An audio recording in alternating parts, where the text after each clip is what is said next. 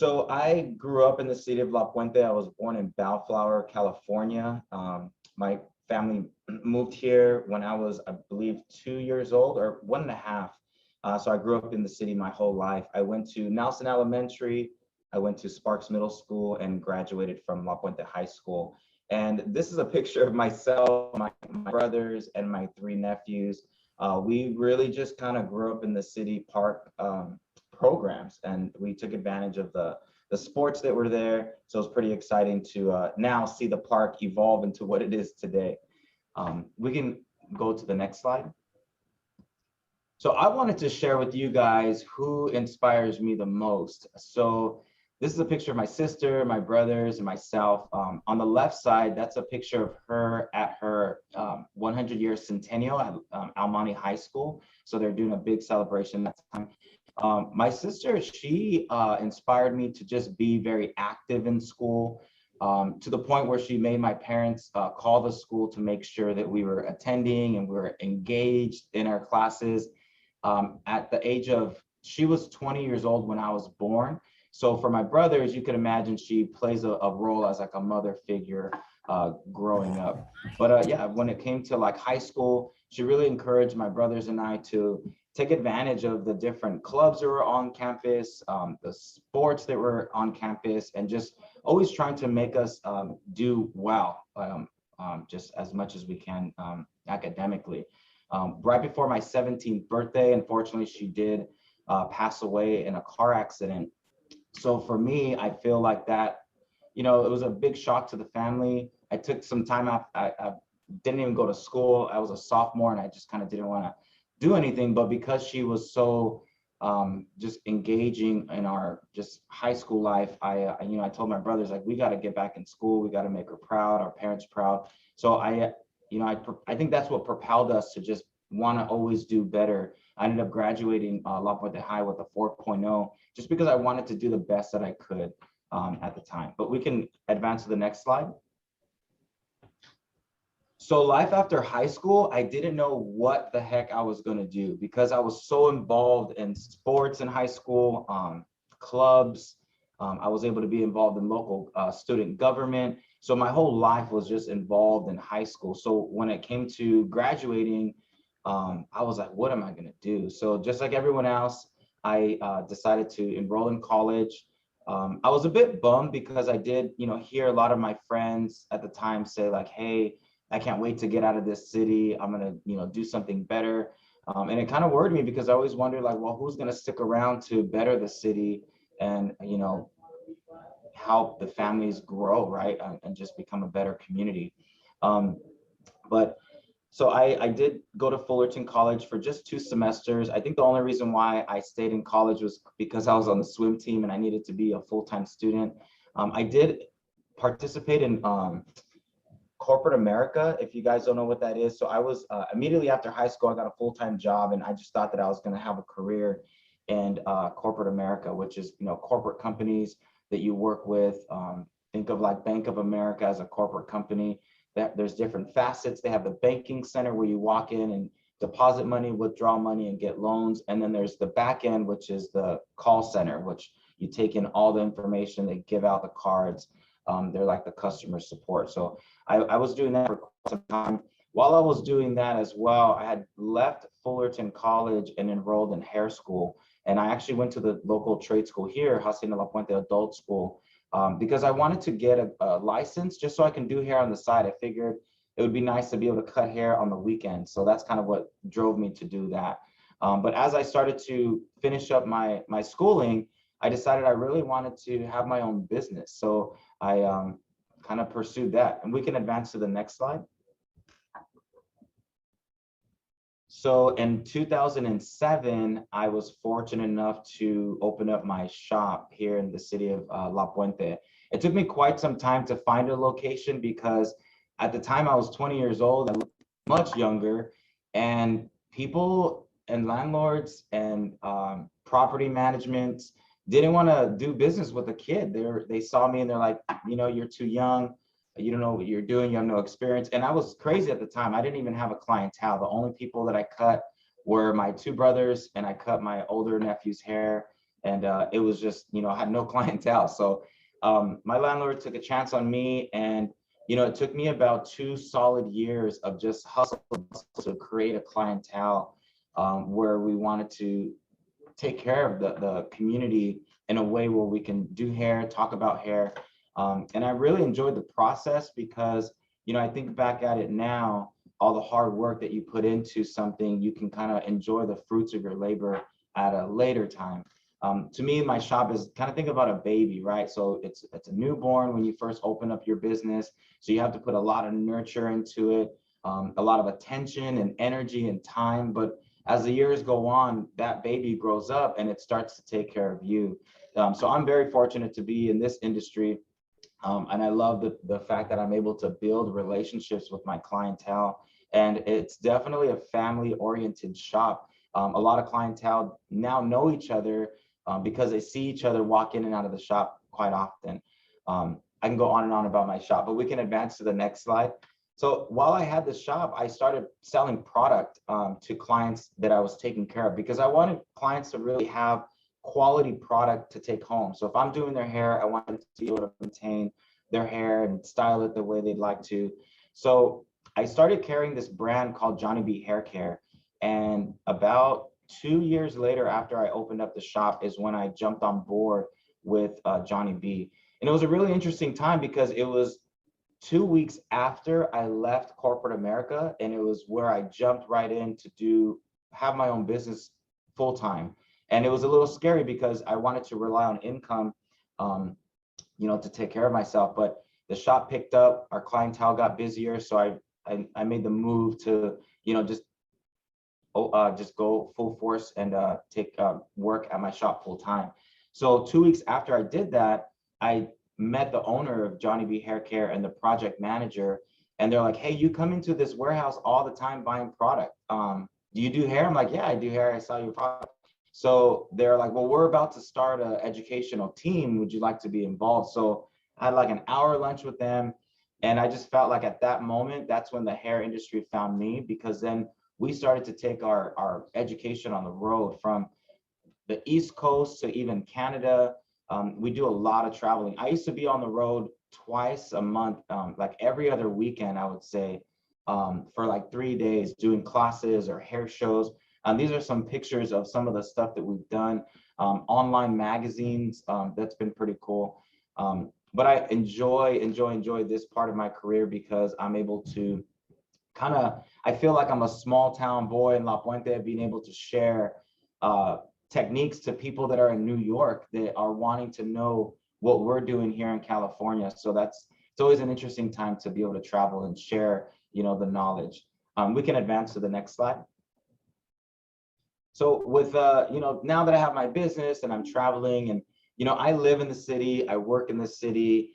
You could imagine if you own a business that deals with the public and you provide a service, you're going to know what's going on in the city. So this is a time where I started to really get involved in just community organizing. I wanted to be involved in different events going on in the city, whether it be volunteering or just showing up and having a good time at the park for celebrations. Again, my family grew up here, so it's a very close to our heart. So these are pictures of this moment in time. I believe it was 2019. My friend and I, she's great. She works for the mayor of LA and she lives in the city. So, 2 kids from La Puente wanted to, change things a little bit. So what we did is organize the first town hall meeting in the city of La Puente. And we rallied, at the time, it was a mayor, a council member, a school board member. And we wanted the residents to be able to share what is going on, because sometimes there is a disconnect between local government and the community. So this was a time that was really nice, and we were able to start working groups, and we got the community engaged a little bit more. We started having meetings, and we brought that information to the city. But yeah, I think this was a pivotal moment for me, because it really got me thinking of a possible position in the city as far as local government. We can advance to the next slide. So let's talk about March 2020. this was a devastating time for me because it was like somebody took my baby away from me and I couldn't do anything about it. I didn't know where I was going to go, what I was going to do. We were forced to close the shop for about 3 months because of the pandemic. And in school, and cosmetology and barbering school, you learn how to sanitize, how to disinfect. You learn about cross-contamination. So I always felt like our industry was the standard of how we're able to operate during a pandemic. But you know, our voices weren't heard, so we had to close, and then we open, and then we close. We were closed a total of 6 months. And you know, it was weird because we're losing our clientele, we're not having that connection, we're trying to do the best that we can to stay connected. We can move on to the next slide. I'll share what we did during that time. This is my backyard, believe it or not. We started to sell merchandise. We sold masks, we sold shirts. We had so many people show up to help us out. We even did curbside pickup for product just so we can get income coming in, because let me tell you, during the pandemic, there was money going out and there was no money coming in. So it was a moment where I thought that, you know what, I think I'm going to be okay just shutting down the business permanently. And when we can finally open up, then I'll maybe restart all over again. But luckily it didn't get to that point. We were able to make it to the point where, you know, we're opening back up in 2021 and we got back to business. We can move on to the next slide. But during that time, I had a lot of time, right? I wasn't on the road. I wasn't doing much. But as the shop started to open back up, we try to be a little innovative on how we were going to move our way back into the normal society of, you know, this industry. So this is a picture of us doing some online classes instead of being in person. So that was pretty fun. Definitely different, but a nice experience. And then we started to do, or we're starting to do, in salon classes again. It's just very limited space. I'm actually here with a salon owner by the name of Romeo. I believe there is only maybe 6 or 7 staff members in his salon that day, but he has like 12, which is crazy. All right, we can add to the next slide. I feel like I'm just talking way too much. So this is where I was campaigning to become a council member. I didn't know what was going to happen. I just threw all my marbles in a hat, they say, and I just went for it. And I was able to get a lot of support from the community. This is us. It's called canvassing. I learned that myself for the first time. It's where you basically knock on doors, and this was unheard of during the pandemic because we're living in a pandemic. So this election was very different. We did a lot of phone calls. We did a lot of social media. We did a lot of mailers. So we sent out a lot of stuff out there to get the word out. And it was really nice because a lot of times when I'm knocking on doors with my family and friends talking about the campaign, people that were opening up the doors, they were friends of my family, they were clientele already. So it was just, it was great to be able to have that engagement with people that I already knew. So we're just trying to spread the word, and we can advance to the next slide. So fast forward to the election, December 8th, I got sworn into office. And for me, this was a great moment because I didn't even think I was ever going to be in this position. But it was really nice to have the community show up for me. If you guys don't know what the word incumbent means, it's when a person is already sitting in that seat and they're up for re-election and they want to run again. So I was up against 3 incumbents, so 3 people that are already in city council, and I outvoted all 3 of them, which was huge for me because this is not I'm not a career politician. I'm a little familiar with politics, but I'm just so heavily involved in my community. So I figured who better to represent the community than somebody that is a part of it. So we can advance to the next slide. So this is where I'm here now, the newly elected city council member. I wanted to include this picture because I feel like we got to do what we feel is best. So this was my very first time meeting or working with Hilda Solis. And she's like the queen of the land. If you guys don't know, she's the Los Angeles County supervisor. But this was at my alumni high school where she actually graduated from as well. She was hosting a food drive for the county, so the city was involved. And when I hear food drive, I'm involved in a local food drive here in La Puente. So I showed up to work, and people were like, what are you doing? Like, you're supposed to be in a blazer, you're supposed to be dressed up, you're standing next to the county board of supervisor, Hilda Solis. But I was like, you know what, let's take this picture because we have boxes to move. But it was kind of a funny moment for me. And we could advance to the next slide. So these are just some photos of what I like to do outside of work. I do like to travel a lot as much as I can. I know we can't do a lot of traveling now. I do own my own quad, and any chance I get, I love to just take it out. That was actually a picture in Silverwood Lake, so not even too far from here. I do feel like fitness is a huge part of my life because it helps me to just kind of maintain strength mentally and physically. And it helps me to like reset my day. Yeah, and then, yeah, I mean, I do love sports. So I did join a swim team this year only because my best friend trains at this particular pool for his triathlons that he does. And so since those are starting back up, he was like, join the team with me. So I only swim maybe twice a week with them. But yeah, we can advance to the next slide. I believe that's it. And if you guys have any questions, I'm all yours. I should have included a lot more stuff, but yeah. Thanks for hanging out with me today.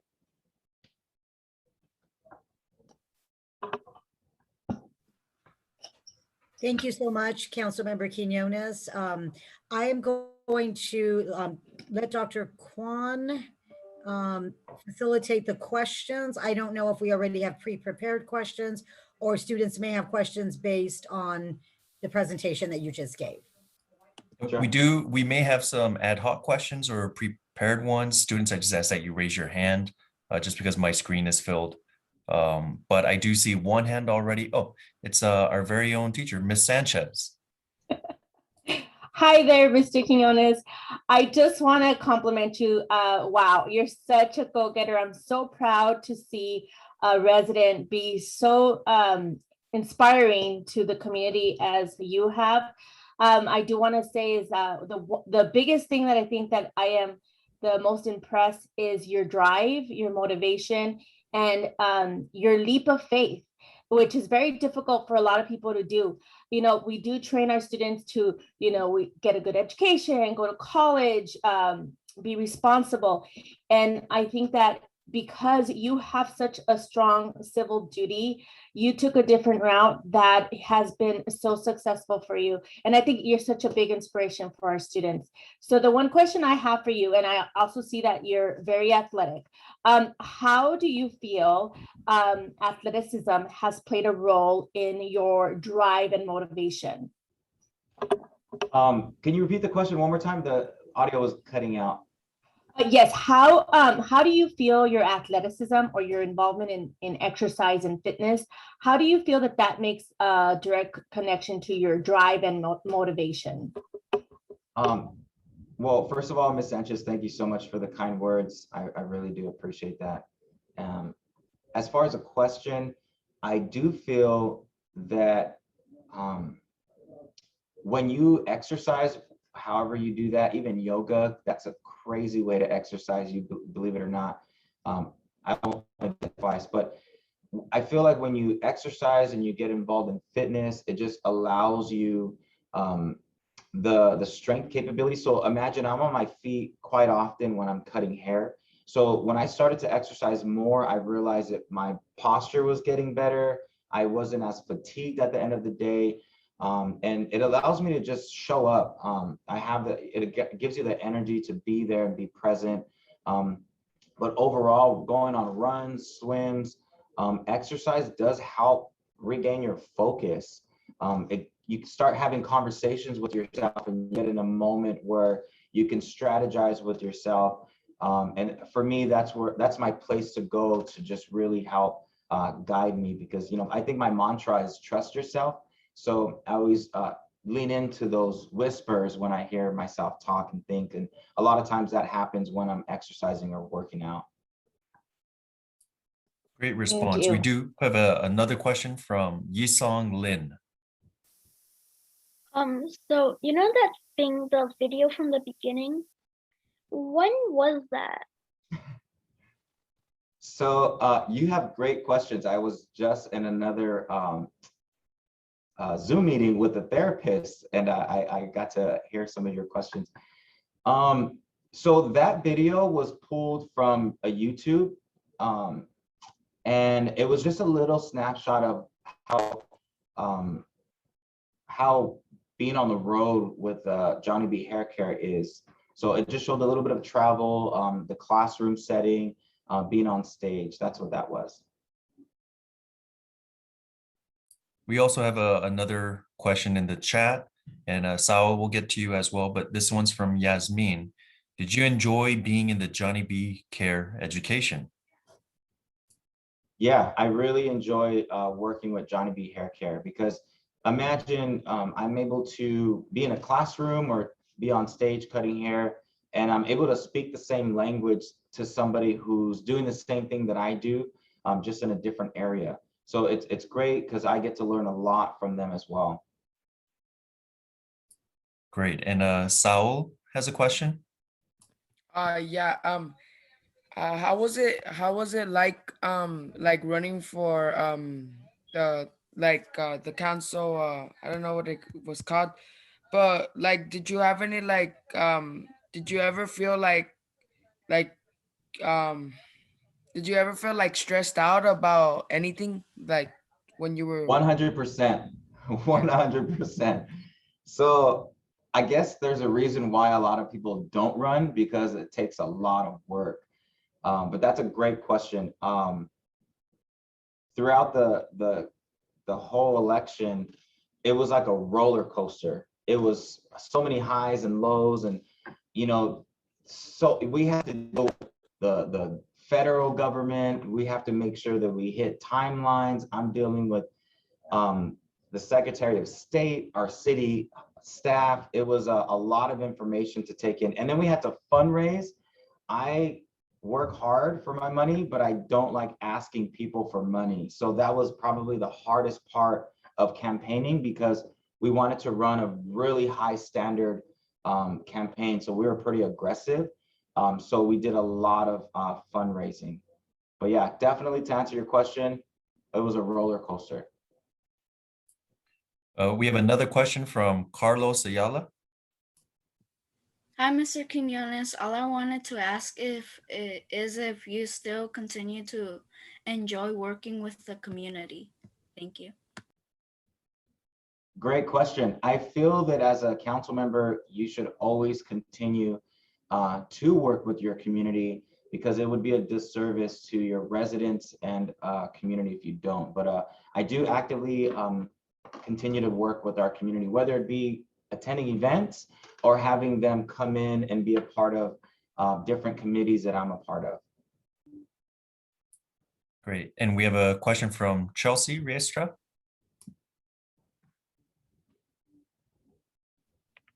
Hi, I'm Chelsea. I just wanted to let you know, I just wanted to ask you which one has been your favorite campaign? The question was, which one has been my favorite campaign? Yes. So far, I've only had one campaign, which was the year of 2020. So this is my first term. I've never been an elected official before. We have another student question from Linda Vera.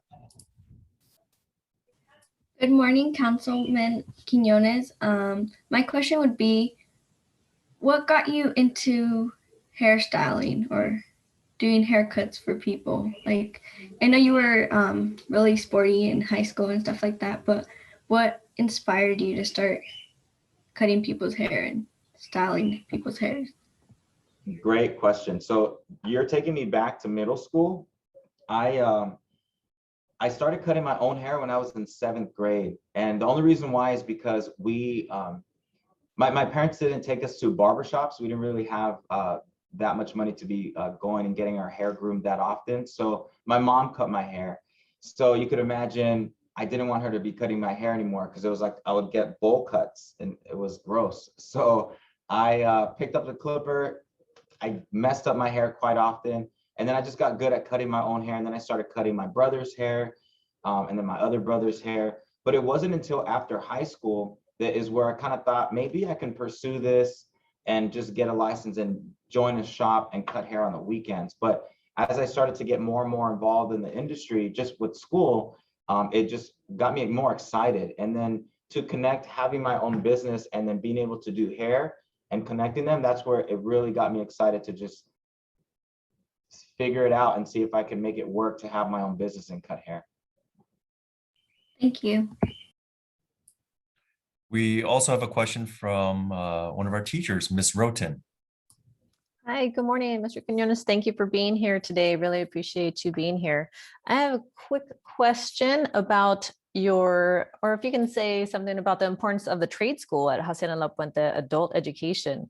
There's so many things that are there, and you went for hair cutting. What other stuff do they offer there that some of these kids might be interested in? Yeah, so I learned about the trade school when I decided to search and find out where I can go to do hair, right? Or at least get the certificate. So, beknownst to me, our own city has a trade school. So I was so excited to enroll there. But that's a great question, because there we got to engage in other industries and different trades. So there is like medical assistant, I believe, is still there. Welding, I believe dentistry.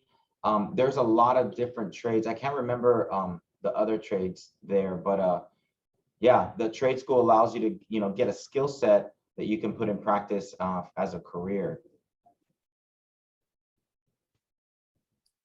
Great. We also have a question from Samantha, whose microphone is unfortunately not working. So I'll go ahead and read her question.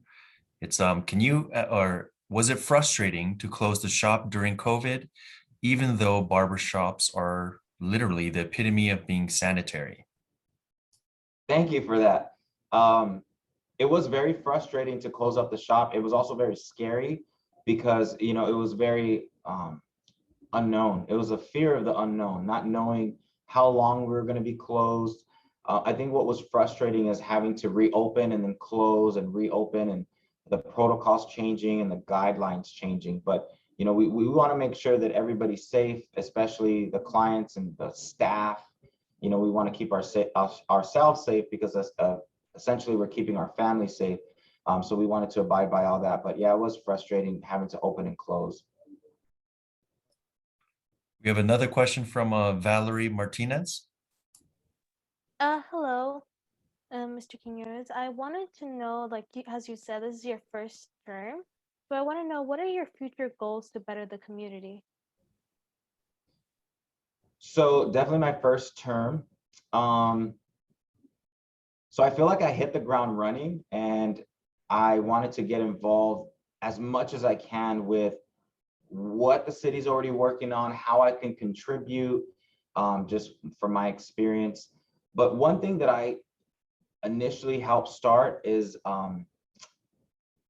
imagine taking back public safety. So, a few years back, before I ran for as a council member, the issues of the shootings in and around our city, there's some crime. So I wanted to figure out a way that we can take back our community and flourish. So I believe it was January or February, myself and my friend Tammy that you saw in the photos, we advocated to create a committee that is focused on doing that.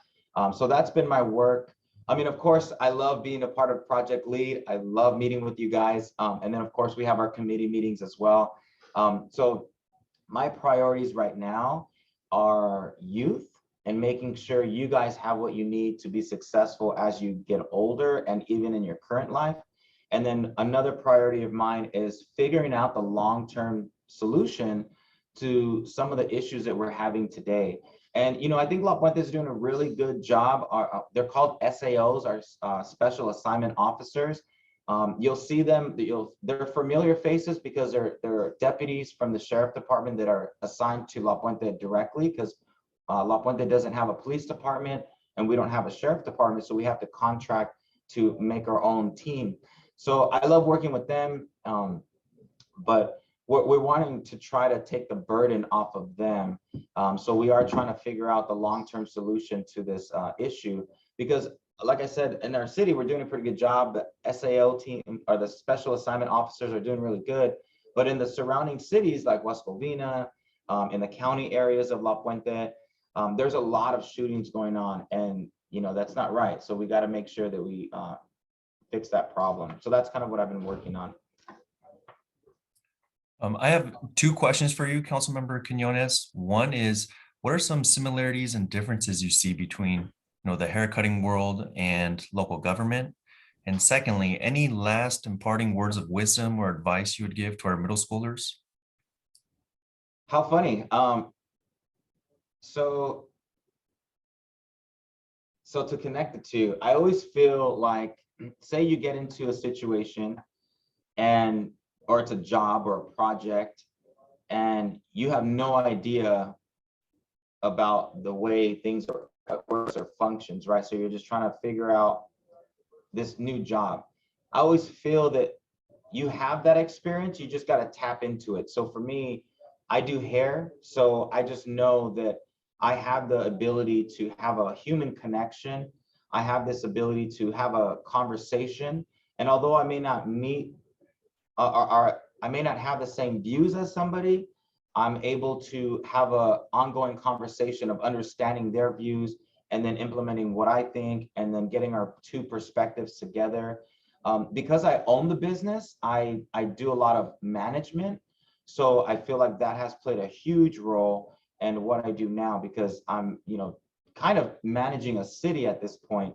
But being able to provide a service in a hair shop setting to our community, now I'm able to provide a service to the community in a different way that I really enjoy. That's a great question, but I always feel like whatever your experiences are, you just gotta maneuver them into fitting the role of whatever you're playing at the moment. To wrap it up today, again, I want to thank you guys for having me. It's always great to talk to you, and it's so unfortunate that we're on a video chat instead of in person, but hopefully soon I'll be able to be on campus with you guys. But I always feel like in middle school, it's a moment where you're barely starting to understand yourself. That's how I felt. It wasn't in high school where I really wanted to try to figure out who I was, and that's why I try to join a lot of clubs, sports. So my advice is try as much as you can, even if it's for a short period of time, because sometimes you try something that you never thought you would enjoy, and you're probably going to be so good at it. So it's always a great opportunity to give yourself those experiences, because then you're going to know what you like, what you don't like, or you could even be that influence to help a friend, a family member, sharing your experience, and maybe that's something that they're interested in. So for me, again, my mantra is trust yourself in any form or facet. So I guess that's what I would like to leave with you guys with.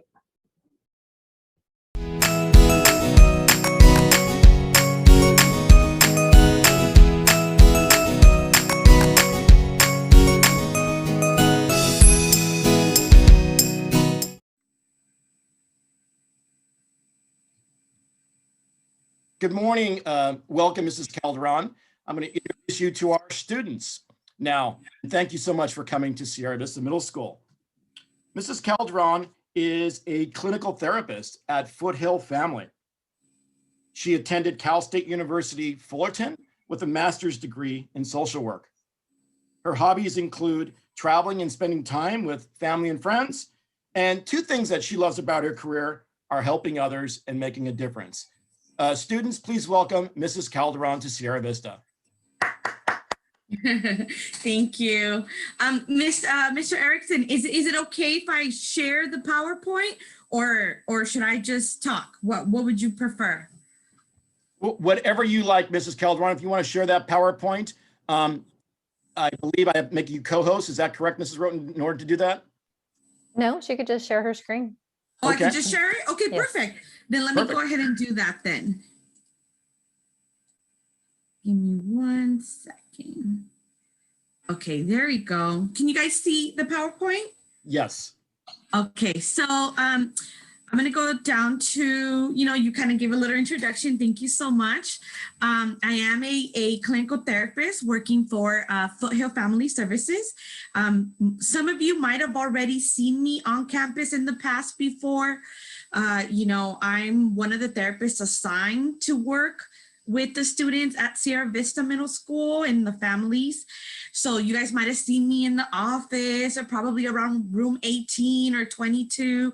I would go every Tuesdays mornings. I would spend most of my day there working with some of your guys' classmates or even with some teachers or, Miss Schoonover. So you guys probably saw me, didn't know who I was. Well, maybe now you could be like next time, maybe next year, if you're still there, you'll probably recognize me.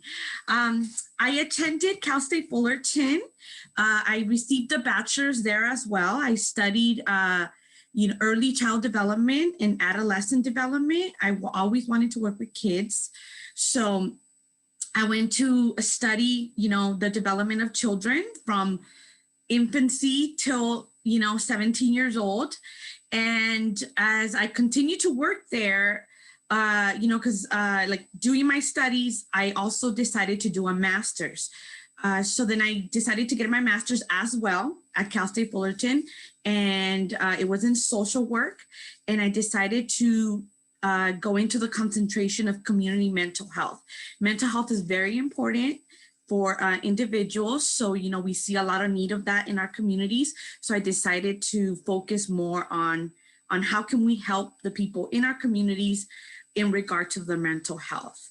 I do love traveling. With the pandemic, I haven't been able to do a lot of traveling, but when I can, and when it was permitted, in the year of 2019, I was able to travel to Europe, and I traveled around Spain, and I traveled to Germany.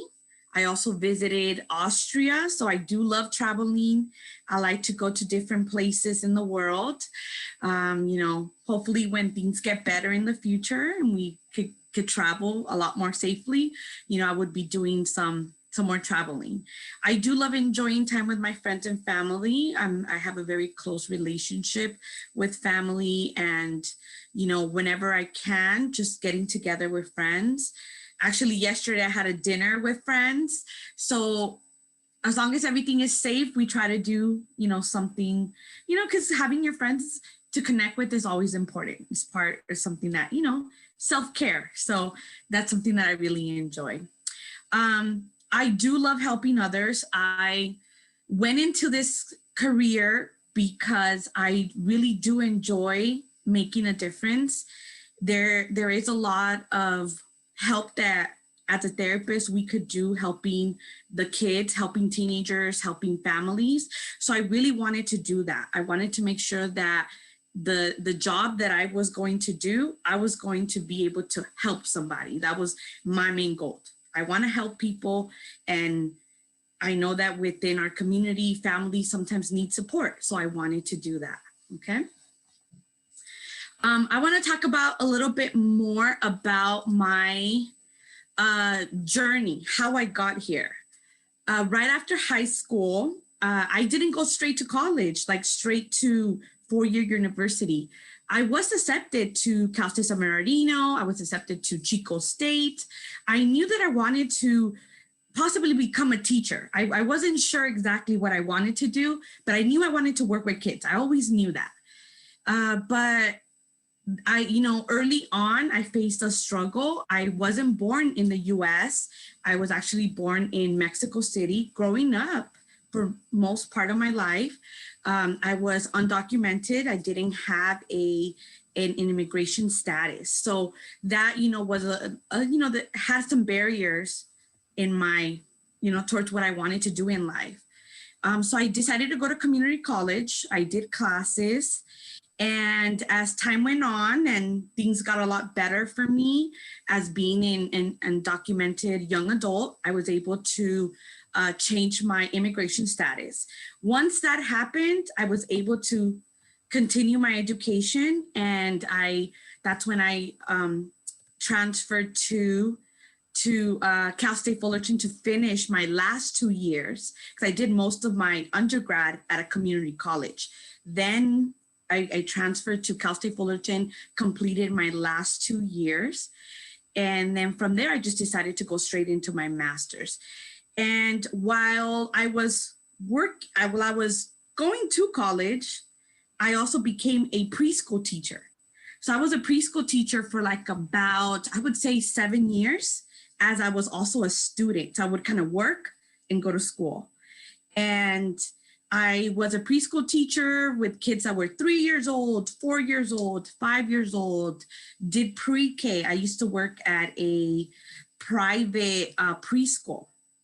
And since I had my early child development credits, and I was also studying for early child development, I was able to be a preschool teacher. So I did that for about 7 years throughout my education until I graduated with my master's.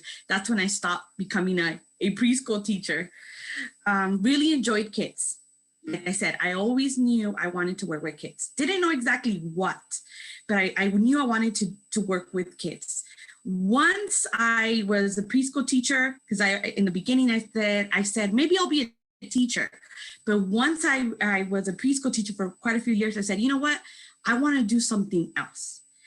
Yes, I want to like help in another different way. Education is very important, but I wanted to make sure that I was reaching as many people as I could in my community. So that's when my career or the path shifted towards, let me become a therapist, so that's how I got there.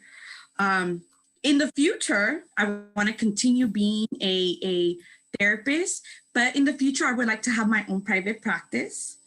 And also, I would like to go back to Cal State Fullerton and become a professor. So that's later down the road, but those are still, career paths that I'm looking into. Now, I think there might have been like a question or something, but is it okay? Oh, it's the principal joined us. Hi, Ms. Carrera. So now I want to talk a little bit about my responsibilities as a therapist. If any of you in the future think that this would be a career for you and you like helping people and you think this would be something that you would want to go into, these are some of the responsibilities that as a therapist we have. So we work with individual children, teenagers, adults as well. I've also worked with the adults. We do family therapy, so we work with the whole family as well. And within our work, we work within our community. So like I said before, some of you might have seen me on campus before. So I not only work just with the teenagers or the kids, I also work with their parents or family, but I also work with teachers, principals, school counselors, and any adult that is influential in the life of the person that I'm working with. I work with them. If there's any psychiatrist, if there's a doctor involved, I also work with them. I collaborate with anybody that is important in the life of the person that I'm working with, okay? So it's not just the one person. We work with many different people to make sure that we're supporting the person that we're working with, okay? Right now during COVID, being a therapist has changed. It's a little different. On a typical day, we will be, or myself will be at home using the Zoom. We're doing sessions through Zoom. We call this teletherapy. And we will have our sessions kind of like what we did in the past. We have our clients log in or the family logs in and we provide the session through the Zoom. A part of my responsibility is to, provide session notes, progress notes of how the individuals that I'm working, how they're doing. So that's also, besides me doing the session, I also have to provide a session note everything's confidential, by the way, just for us to kind of keep and see how the progress is going with the families and people that we're working with. Before COVID, how being a therapist looked like, some of our responsibilities were us therapists with Foothill Family Services were assigned to particular schools that we work with. I'm the therapist assigned for Sierra Vista, and we would have our clients. I would come and I would pull them out of class. We would, we go and we do our session and they return back to class. So I would do that within like 1 to 2 schools a day. But each day, I had different schools that I would visited. Also, I also saw families in the office, at our Covina office. I don't know if you guys know where that's at or anybody has been there.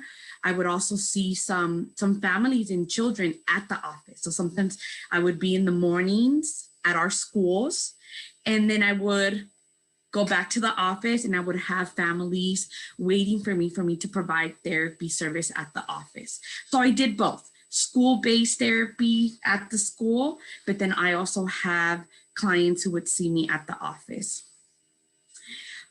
Typically a therapy session, we like to say 50 to 60 minutes, but sometimes, sessions could be shorter, just depending on the individual that you're working with. Just depending on, how much you guys talk or the activities or interventions that you do in the session, that's how your session is going to be. The person that you work with is going to be driving your session. As a therapist, you just go with the flow and you support them in what they need. Previous experience that I've had, I used to do internships for my master's at different school districts. And my title there was school social work. So I don't know if in the La Hacienda La Puente, they have school social workers, but they do basically, there's a range of roles that they have. They help educate, they do crisis interventions. They've also supported with groups, a little bit of therapy, but they mostly support other individuals in their school. So I have a background where I did that for quite maybe about 2 years in 2 different school districts. I was the school social worker, and I still provided therapy, right? Even though I was doing other roles, providing therapy for the kids at the school was one of my other roles as a school social worker. Challenges that you can face as a therapist, right now during the pandemic, I'm pretty sure we hear a lot of all the things that have been going on. We have had a high number of a lot of different individuals, struggling with their mental health. So we have had, a lot of individuals that we need to support and provide family therapy, individual therapy. With the pandemic, we saw that. And sometimes it's a little bit difficult because you want to be able to help everybody. And sometimes, we might not have as many therapists at the agency, or, we might not have a lot of availability, but definitely, sometimes it can get a little bit tough emotionally. As a therapist, you're talking most of the time, but you're also listening. So yeah, it could be sometimes a little bit hard, but something that us therapists have to do is self-care. I don't know if you guys ever heard about self-care, but I know that sometimes school counselors will say, hey, let's practice some self-care, do things that you love, things that make you feel good, take breaks. Well, for us therapists, we have to practice a lot of self-care. That's something we have to do a lot, because since we are working, doing a lot of sessions, we have to make sure that that's a priority in the work that we do daily, okay? So just wanted to provide a little bit of some COVID related, information. As you know, we're still in a pandemic. And so a lot of the services that us therapists are doing is teletherapy, telehealth. We're not being able to see each other in person. I know some kids have returned to school. We're still not, us therapists at Foothill Family Services are not going to the schools. We're waiting to see next year how things look like, but we're still providing that therapy online. It could be a little bit challenging sometimes. It's not the same as when you're in person and you get to be like face to face, but we're trying the best that we can. You know, we're still trying to, you know, keep safety, the distance. And so it could be tough sometimes with COVID. It could be tough sometimes. You know, sometimes you make better connections when you're in front of that person and you could see them. So those are some of the challenges that we don't have because and you know, that's the challenges that we have because we have to be on a screen. And I know everybody spends a lot of time right now being on a screen. Either you're doing schoolwork, your classes. So it could be tough. It could be tough. It could be a little bit, you know, draining sometimes. And so that's why self-care is important during this time. Now I've come to the end of my presentation. I've you know, talked a little bit about myself and what I do and what a therapist does. Now, if you guys have any questions, I think this is the time where you guys could ask, and I will try my best to answer your guys' questions. Okay, we have a lot of speakers here. So I saw Saul's hand up first. So Saul, would you please go? Then Yusong. Yeah. First, I would just like to thank you for all the hard work, because I know how much you guys put into it, and like helping the kids, and then, you know, helping the parents get a little bit off their shoulders.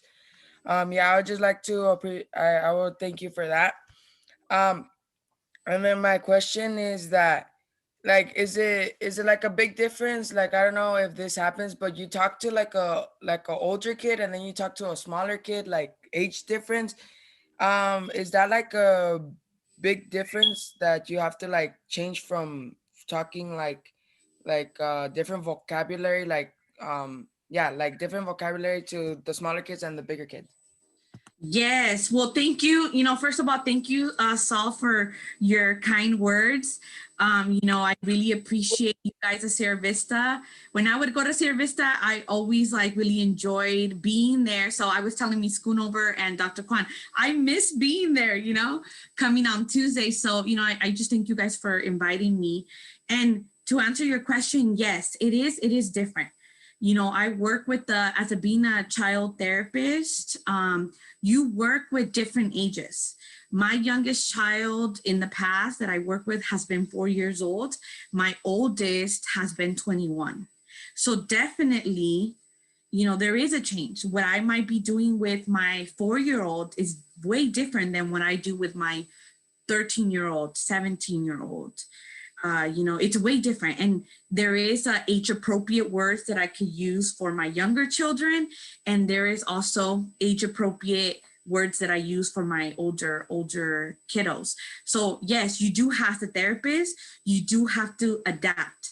You got to know who you're working with, you know, so that's where my early childhood background comes in and my adolescent background, because I need to know who I'm talking to, how am I going to proceed them. With the little ones, you get to do more what we call play therapy. So we use toys, we'll use stories to do more of the work that we do. With the older ones, like around your age or a little older, we could do more talk therapy. We could do more like different kinds of games. But definitely, yes, you do have to adapt to the ages. So that was a really good question. Thank you for asking that. And next we have Yusong, and then after Yusong, I saw Joseph had his hand up. So Joseph, you'll be next. Thank you. First off, thank you for coming here today. And second off, has there ever been a moment where you wish that you were there for them during COVID? Like, did you ever wish you were in person instead of online? And has there ever been the reverse? When you say reverse, what do you mean? Like, has there ever been a time where you're glad that you're on the screen and not there in person? Oh, okay. Okay, so let me answer your first question. Yes, there has been times where, actually many times, where I would like more than anything that we could be in person, because, you know, sometimes you connect better in person. Sometimes seeing the other person in front of you and doing a game in person could help you in the therapy. So that's been tough. So yes, there's been a lot of times where I would wish that things would go back to normal and we could be back face to face. Now, is there times that I wish I wasn't? Well, when we hear about the cases rising, even though I really would like us to be in person, I think back, this is the way we have to do it now. It's tough. We might not provide, maybe what they wanted, but we're trying our best, but safety comes first. So yeah, that's something that, yeah, we do think about, or I think about. Great, thank you. Okay, next is Joseph Ramirez. So first of all, like everyone else, I'd like to thank you for coming to present. I found a lot of things interesting about you that, I never would have thought of, or not thought of, but like I never knew.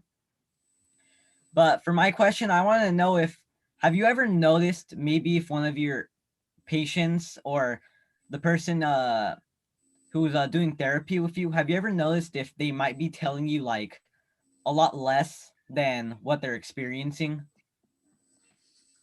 Yes, that's an important question too. As a therapist, if you guys ever decide to go into this field, as a therapist, as you're experiencing, as the more work that you do, the more therapy that you do, you get to know the people that you work with.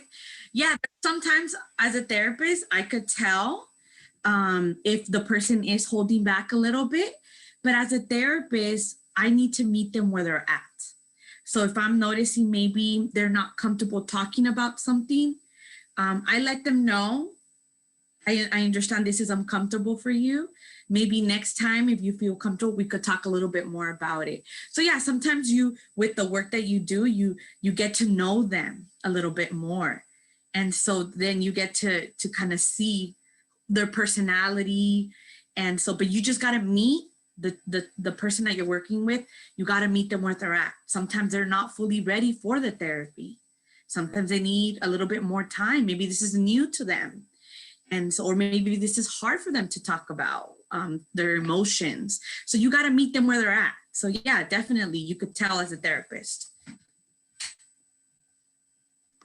Great question. Thank you, Joseph. Next up is Ileana Gonzalez, and next after her will be Alex Espinoza.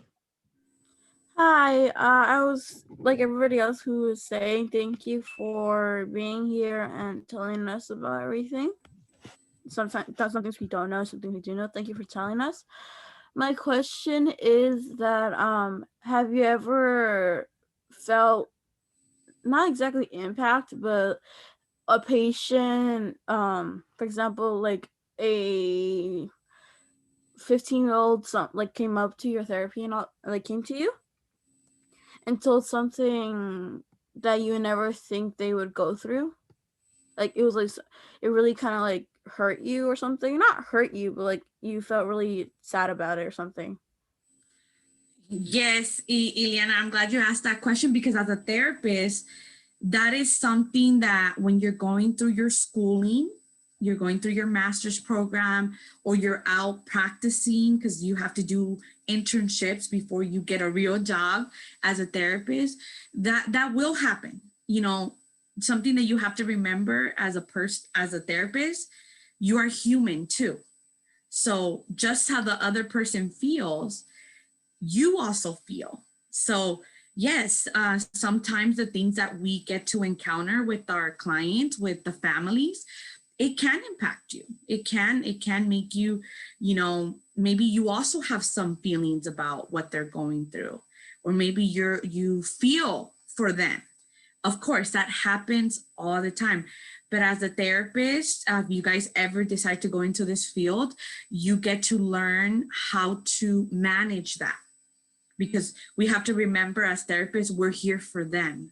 Even though I'm also human and I also feel, my main job is to support them and make sure that I give them the help that they need. Okay, thank you. Thank you, Ileana. Great question. Next up is Alex Espinoza. Then after Alex, we'll have Isaiah Mancia. I also wanted to thank you for coming here today and taking the time out of your busy schedule. My question is, have you seen an increase or decrease in the amount of people that you see that you teach for therapy? During this pandemic, we have gotten a lot of families coming to us, a lot of schools making referrals, because, you know, we work with the schools in Hacienda La Puente. So at most of the elementaries and middles and high schools, there's some of my colleagues that I work with, co-workers, that they provide services at those schools. And yes, we've gotten a lot of referrals, a lot of families wanting support through the pandemic. So yeah, we have had a big increase, you know, with what's going on in the world right now. Okay, great. Thank you, Alex. Next up is Isaiah Mancia. Hi, I have a question. What is autism intervention that Foothill family provide? That's a very good question. We get a lot of questions about autism. We do work with kids who have autism. We don't specialize though in a therapy specific to autism, because autism is not considered part of mental health. But we still work with kids who are autistic, because a child or a teenager who's autistic can have, stress. They can have symptoms of depression. They can have symptoms of anxiety. So we won't address any autism related, specific interventions, but we do work with them so we could at least help them manage their stress, their anxiety, or depression. Okay, does that make sense a little bit? Because I know a lot of people get confused. Even when I started working in this field, we had parents who would come to us, they have an autistic child, and we had to refer them to an agency that was specific for autism, because maybe they didn't have any mental health concerns, but they wanted more help with the autistic behaviors. So we had to tell them, we're more mental health, but we can work with them if there's any mental health that we want to, reduce or help them feel better in. So I hope that answered your question a little bit. Yes, thank you. Great question, Isaiah. Next, we have a question from Jaden Barragon. Hi, I just want to thank you again for taking the time out of your day to come to our school. My question is, does it warm your heart when you see that you're making an impact in someone's life? Yes, it does.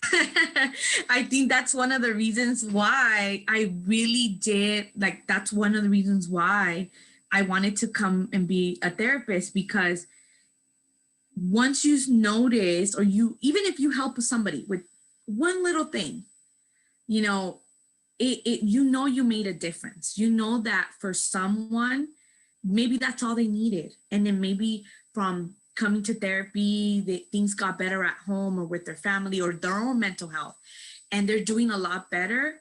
As for me as a therapist, I feel good. I feel like I did my job. I feel like I did what I needed to do.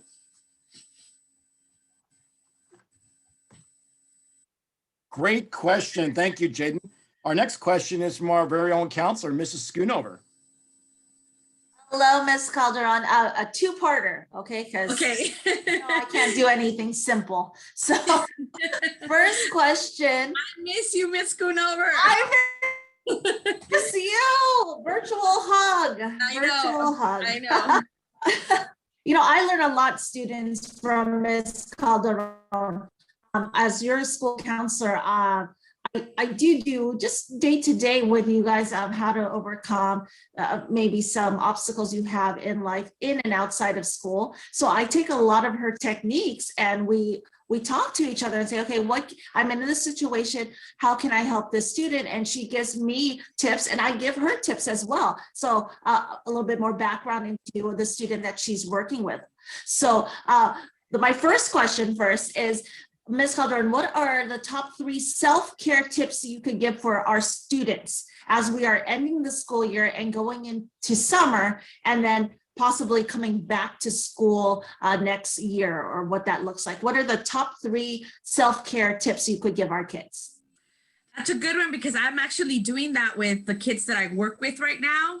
We talk a lot about self-care because like I said before, we're spending a lot of time on the screen. We're doing a lot of homework, you know, and then sometimes we do other things, right? But I would say the one thing that I always tell the kids is think about things that you love, things that you like doing that make you feel good.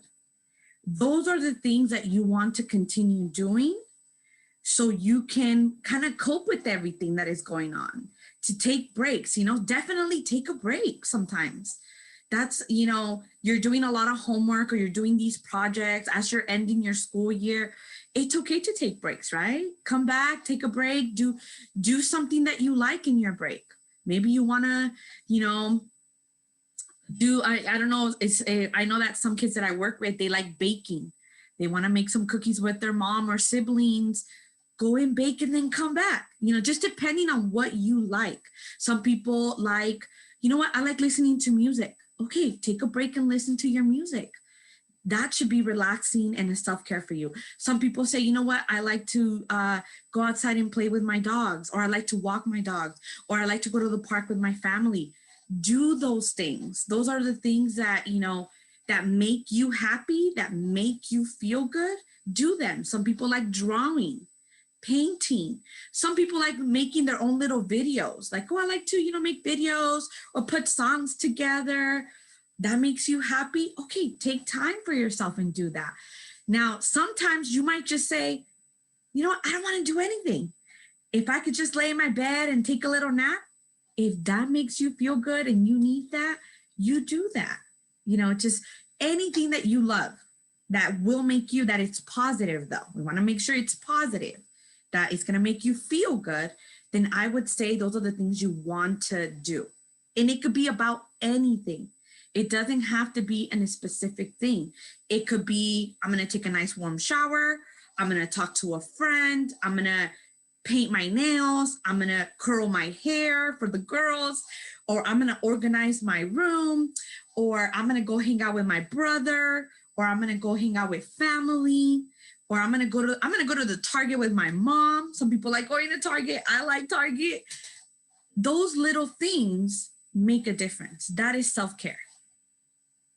And so even coming into the new school year, even when you come back to school, you could continue to do that because those are things that you love and genuinely kind of like recharge you. You want to do things that are going to recharge your battery.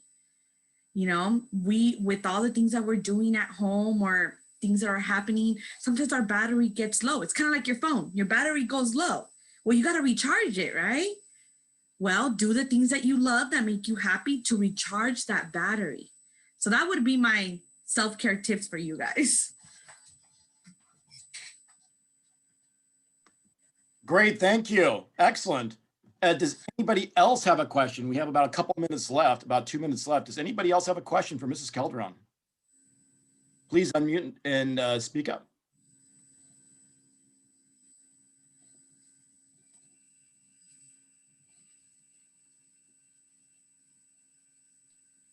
I had a question. Good morning. On your Foothill Family website, it says you have grandparent support. What is the grandparent support? Yes, some of our therapists, you know, we have different offices. So Foothill, we have an office in Covina, we have an office in El Monte, we have an office in the city of Duarte, Pasadena. So we have different offices. I work for the office in Covina, which is a lot closer to you guys. So we have therapists that provide group or support for the grandparents because we know that in a family, sometimes there might not be that parent available. And maybe the grandparent is the caregiver. Maybe the grandparent is the one doing the parenting, doing the you know, the one that is holding everything together. So we provide grandparents groups so they could get the support they need and they could connect with other grandparents. and they could talk about their experiences, their challenges, and they work with the therapist in a group so they could, get that support from a therapist too. But they could also connect with others who could possibly be going through the same situation, or also are the ones that are taking care of the family. And, as we know, sometimes that's tough. So we want to give the grandparents support, as Yeah. they're taking the role as a parent or the caregivers. That's great. How does one get to go to Foothill Family? Do they just walk in, say, I need to see someone, or is it a referral, or how does one get an appointment? Different ways. So we have a partnership with you guys, with Sierra Vista Middle School, where if the family already knows that there's a therapist that comes here, if they already know, hey, I think they work with somebody in the community, they could come and ask people from the school, speak to Ms. Schoonover, the principal, Dr. Kwan, and say, I would like my child to, get some services, or, we would like some support. Well, then they speak to the staff at the school. Ms. Schoonover will more than likely do a referral. They sent the referral to our agency. From there, our agency gets the referral. They contact the family if they're still open to the services, and then they proceed on to, the next steps until them, opening a case and everything. So that could be one. So we could definitely through the school. Families could come to the school. Students, sometimes we have had students who tell the school counselor or the teacher and say, I would like some therapy. School makes the referral. They contact the parent. Hey, the student would like some therapy, to let the parent know. And then they, obviously have that conversation with the parent, and the referral is made. So sometimes the students could be the ones wanting it, but they still got to let the parents know that, they're interested. We want to let it, we got to let the parents know everything that's going on. Now, families can call our agency themselves. So they could call themselves and say, I'm looking for some support, so for some therapy, from family therapy, individual therapy. So they could call up Foothill Family Services, and they could start their own process. They don't need a referral. They could just start it up. So that's another way they can do it. They could also come to the office. Sometimes we have, with the pandemic, it's been a little, we don't have that right now. We're doing a different process. But when it was before pandemic, we had Wednesdays and Thursdays that was walk-ins. The family didn't need a referral. The family didn't need to call. They just came in, first come, first serve. They say, I want services, and then they wait for that, and then they do the process. So right now with the pandemic, we're not having those walk-ins because we're not having people come to the agency, but maybe in the future we could get back to the walk-ins once things get back to normal. But yes, they could call, they could have walk-ins, or they could go to the school and ask the school to make a referral, any of those. Okay, well, on behalf of Sierra Vista Middle School students, let's give everybody, let's give her a great thank you for coming and visiting. Thank you guys. Thank you for visiting our school. Thank you so much, Mrs. Calderon. And students, before you leave, Ms. Calderon, I'm sorry, you want to say one last thing? I just want to say to you guys, maybe I'm not sure if this is 7th grade or 8th grade class. I just want to say to you guys that, even though it's been a tough year, you guys are all resilient. You guys are managing. You guys are trying the best that you can. And, don't forget about your self-care tips. Go do some things that make you feel good. Recharge your batteries. And, if you guys are back next year, the ones that are 7th graders, maybe I'll see you next year. If you ever see me walk by, don't forget to say hi. I might not remember everybody, but say hi. I'm always open to talk to anybody, saying hi. And, if you guys ever need services, make sure you connect with Ms. Schoonover. Thank you, Mrs. Calderon, again.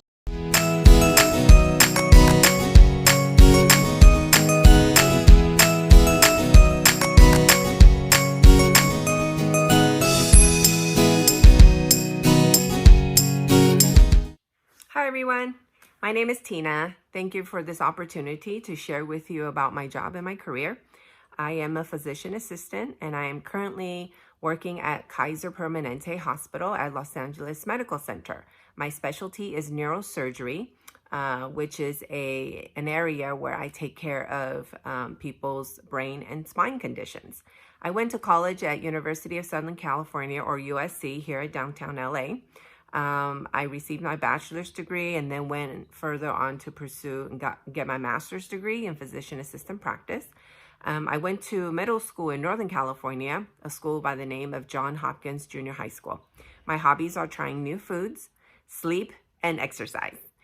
My two things I love about my career and my job is I get to help people through a very scary time of their life, which is having surgery in brain and spine. So I like talking to them, solving their questions, and communicate and plan with the hospital staff for their surgery preparation.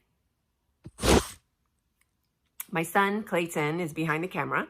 He is going to help read some questions so that I can give you all the answers. Describe your educational, professional, and personal journey to your current career. So before going to college, I actually did attend a career fair just like this one. And I talked to a lot of different people with various jobs and careers. And the one that stand out the most was this PA. She was super happy, super patient, was very knowledgeable about her career too. And she was so nice, with all the students with their questions. And I thought, wow, I want to be like her. So after that career fair, I went home and I did more research. I knew that I had to satisfy the education criteria classes and get good grades so that I can be, competitive for this application for this program. So as time went by, and I also, did some volunteering at the hospitals and clinics, which also assured me and confirmed that this is a job that I wanted to have. Describe your primary responsibilities and provide a snapshot of what does a typical day look like for you. So my day starts off really early. We have surgeries that we plan for patients. We have patients that stay in the hospital. So meaning like we go room to room, see our inpatients in the hospital. So my day starts at 7 o'clock in the morning. I leave my house at 6:30. And I usually get to work, pull up my patient charts. I went to visit all my patients, see what they need. And then sometimes I go into the operating room and help the surgeons to do surgeries on brain and spine. And then afterwards, I can answer some telephone messages or follow up on some blood draws and call the patients and their families to give a report. How have your previous experiences prepared you for this job? Honestly, my undergrad degree was not physician assistant related. It was, gerontology, study of aging. I didn't think that really helped me in my, career in obtaining this job per se, but going through school, what I found was that it trained a discipline for me. Like I became more disciplined on actions such as studying hard, work hard, follow through, have a sense of responsibility, and just making sure like I can find a solution to problems.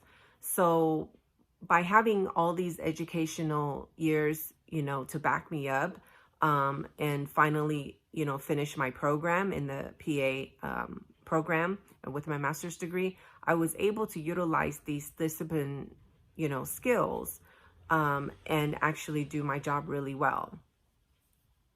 What is one aspect about your work that would surprise people not familiar with your field? I think what people don't realize is that our bodies are very, very good with recovery. Like it can heal. As you can imagine, I do a lot of, surgeries, and I take care of conditions that have to do with brain and spine, and it could be very scary. But if you put your mind to it and you make the effort, your body can heal. And without that motivation to heal, your body is not going to do it. So you really need to start with your brain. So what a lot of people don't realize until they come to a timeline where your body is sick and you need attention, you need to take your medicine, you have to do your exercise or whatever. What people don't realize is that our body is really good with healing, but you do have to make an effort for it. What do you like most about your work? What I like most about my work is that I actually get to work with people and I help them to find answers to their questions. And I get them through a very scary phase of their life, which is having surgery in their brain and spine. And I find that very rewarding. What are some challenges you face? Some of the challenges I face by taking some, care of patients, when they don't listen to the recommendation, when the surgeon or myself tell them, oh, you have to eat well because your body needs to heal, it needs the nutrients, you have to drink water, or you have to have good, hygiene, or you have to exercise, it's good for your muscles and your bones and your joints.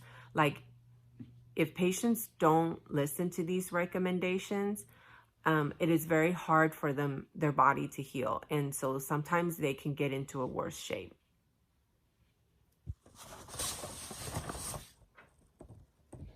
Describe how COVID-19 and closures impacted your work.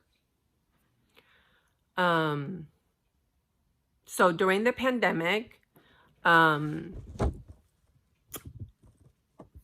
surgeries that are not so emergent with brain and spine are stopped. Like, we don't do it anymore because we have to support the hospital to take care of COVID patients. So because of that, I don't have that many patients in the hospital to see or surgeries to assist. So what I do is we end up being available. We tell the hospital that we can help if they need to. So I still show up to work every day, wearing my mask and wash my hands and help out in any way I can. And if they don't need my help, that's fine. I'm still at my work. I don't go home early. I am there when there is a need. How have some of the responsibilities described earlier changed now? Well, in the beginning of pandemic, it was very scary because we didn't know what COVID was. Now we know how to deal with this illness. So the fear is not as pronounced. So, now we kind of, just know that we have to wash hands, not use your hands to touch your face and your mouth. You have to wear a mask, social distance. So I think this may be our new norm.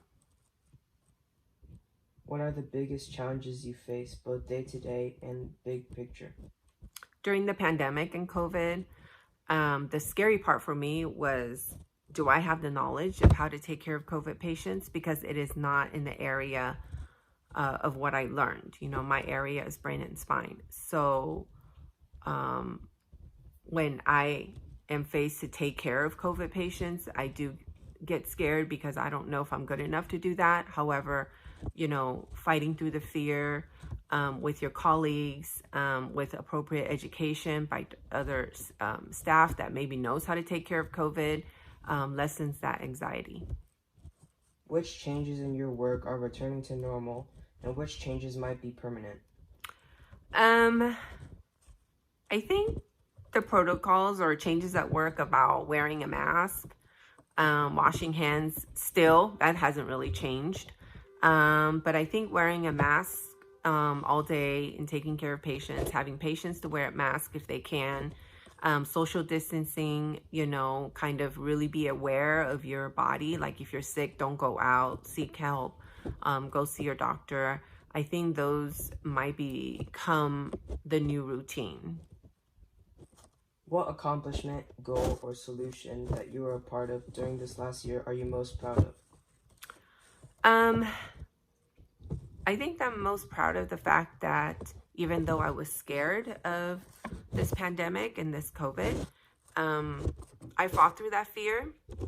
I learned about the COVID disease and how to stop spreading it. So what I end up doing is I fought that fear and I still showed up to work despite of me being scared, being out. You know, I took appropriate methods of, mask, hand washing, social distance, and I still showed up to work ready to go so that if the hospital needs help, I am there. Leave our students with any final thoughts, words of wisdom, or advice as they continue their education.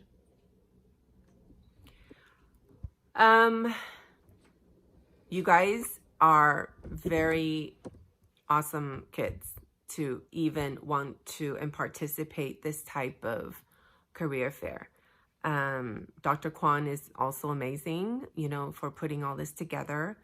I think that for you guys to start early, to learn about different careers and jobs, so you have more time to plan, is definitely awesome. I do want to say, what kind of jobs you have, careers you have, do you have to have a balance? Hobbies are great. What you like to do, versus what you need to do. It has to be a balance. And I think that education is really needed because it does allow you to practice discipline skills so that you can be more successful in life in anything you do. So I really applaud you guys and Dr. Kwan to provide this opportunity.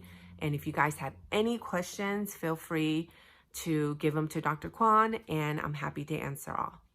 Bye, everyone. My name is Tina. Have a good day. Bye.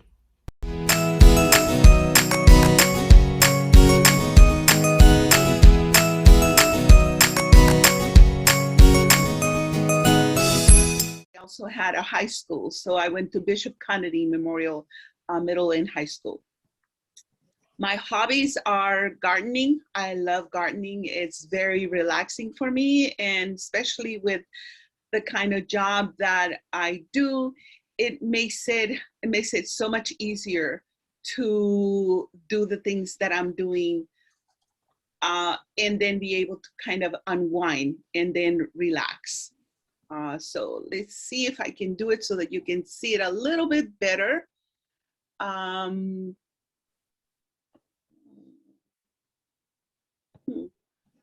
Yeah, let's do the slide, sure, because it looks like you're seeing it kind of small. So there you go. It's that much better? Yeah, that's much better. So what are the things that I love and I enjoy about my job? I love being able to help people, especially my clients and their families. My journey. I was born in Mexico. We moved from Mexico City to Tijuana when I was 6 months old. And then we left Tijuana, Mexico, and moved to LA when I was 9. I already told you about Bishop Kennedy. I went to that school. And my life was kind of difficult, and mainly difficult because of my language barrier. I'm sure that, kids can be kind of cruel, and especially if they know that there's this kid that cannot speak the language, be able to communicate with them. So I was basically picked on, which I think that in a way it made me more determined to kind of do whatever I needed to do so that I could learn English a lot faster. The school that I attended, my middle school and my high school, was including my elementary school. It was all Catholic. It was a Catholic school, all three of them. So it was run by nuns. So basically what I would do is at the end of the day, at the end of the school, I would volunteer to help out in any way that I could.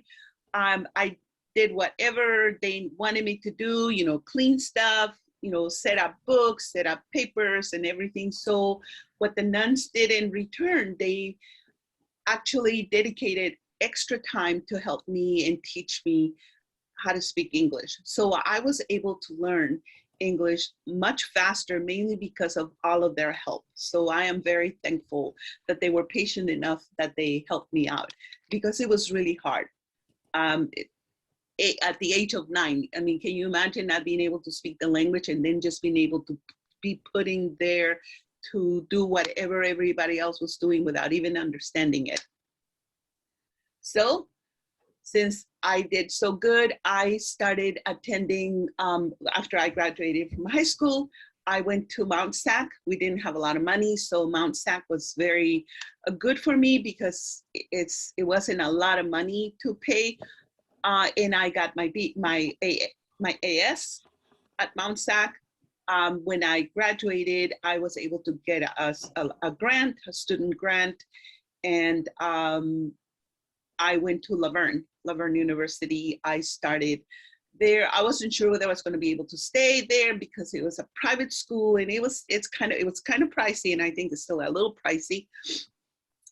But I was able to do all kinds of other works, and they set it up in such a way that I could actually go to school and work full time. So I kind of put myself in that special program. So throughout all my schooling, I worked full time, and I went to school. So I just kept on going. I did my master's. I finished my master's degree, and I figured, okay, what should I do? I wanted to continue, so I just kind of kept on going, and I figured, okay, I'm gonna go for my doctorate. And I graduated with my master's in 1999, and then graduated with my doctorate in 2002. I studied after I graduated with my doctorate. I studied to get my license for marriage and family therapist, which it's really intensive, but it was worth it. And I became licensed in 2006. I started working for Inky in 2004, and I'm still there. I'm gonna be there 17, I'm going on 17 years now that I'm there with Inky. When I started with them, they started me as a psychotherapist, but after 6 months, I was promoted to unit supervisor, which I was really happy about that. It showed that they trusted me, and I was able to do all the things that I had learned and actually be able to teach some of the things that I knew and work with my supervisees. In 2009, I was given a position as a lead unit supervisor. And then later on, I became the clinic manager at Boyle Heights. I don't know if you guys are familiar with Boyle Heights, but that is almost just before you get to downtown LA. That's where Boyle Heights is. And in 2016, I was promoted to Director of School-Based Services, which is what I'm still doing now. My position made me responsible for 5 children's clinics. My job is to make sure that the services, that mental health services are being provided to all of the districts that all of those clinics work with, and then all of the district schools, which we're talking, I calculated that we're talking about 160 schools. What is a regular day for me as a director of school-based services at Inky? Well, I maintain and I make sure that everything that we need to do for the schools is done. But of course, I'm sure that you understand that there's paperwork that needs to be done. We have to have an MOU with all of our districts and all of our charter schools that are interested in our services. You ask, what is an MOU? An MOU is a memorandum of understanding. It's not a contract, it's just a memorandum of understanding where we let the school, the district know these are the things that we are going to do, and then the district writes down these are the things that we are going to do. We're all in agreement to make sure that we do this collaborative partnership, and then we adhere to it. And then we, if anything was to happen, we can give each other a 30 days notice, and then we can, part apart and not be working in a partnership anymore. So that's what it's all about.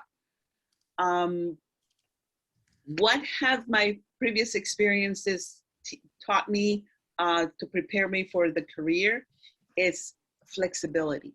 You got to learn to be flexible. You got to learn that, sometimes things are set up in a certain way, but there are changes that you need to be able to be flexible with and be able to be compliant on a lot of the different things. And if you don't have blinders, if you don't have just a narrow way of thinking, if you are open and allow yourself to be flexible, then life can be a lot easier for you.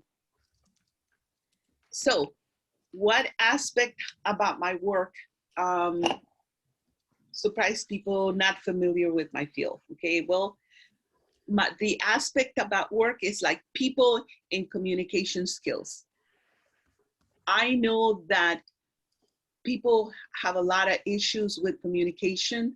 I know that a lot of the problems that come, the clients that we get are issues that deal with communication and being able to understand other people. So it's really good if you learn, people skills and communication skills, because that really will set you up to be able to have a position as a supervisor, as a therapist, as, in any kind of a field that you go into. People and communication skills are a priority, are primary. What do I like most about my work? I already kind of told you. I like helping students and their families. I like being able to connect them to the services that they need.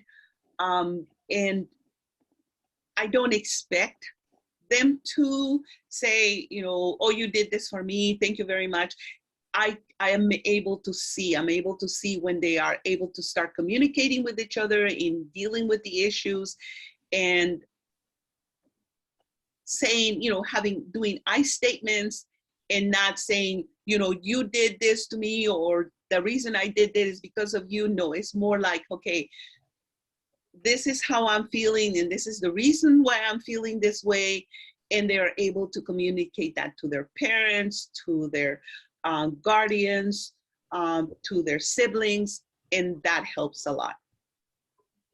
What are the challenges that I have faced in the position that I'm in, the work that I do, is that there's a stigma about mental health.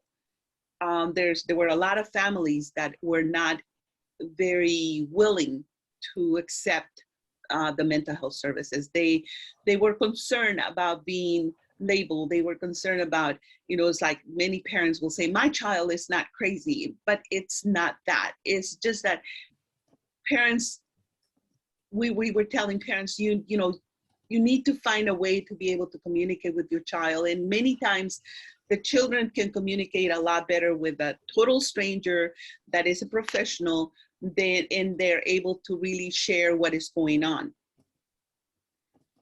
And what I'm finding now, believe it or not, because of COVID, we are finding that more of the parents are coming around, and they're beginning to realize that, yes, my child needs to talk to a professional. And by that, it's like, okay, my child needs a psychiatrist. No, just need to talk to a professional that they can feel comfortable and not being judged and not being told, I told you so, or anything like that. So they are open to sending the kids and and having them be in counseling.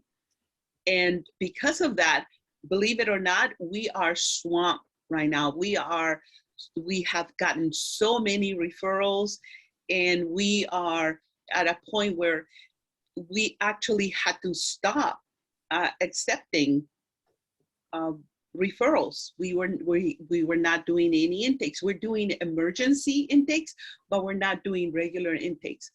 And here's the kicker. We need more psychotherapists. We need more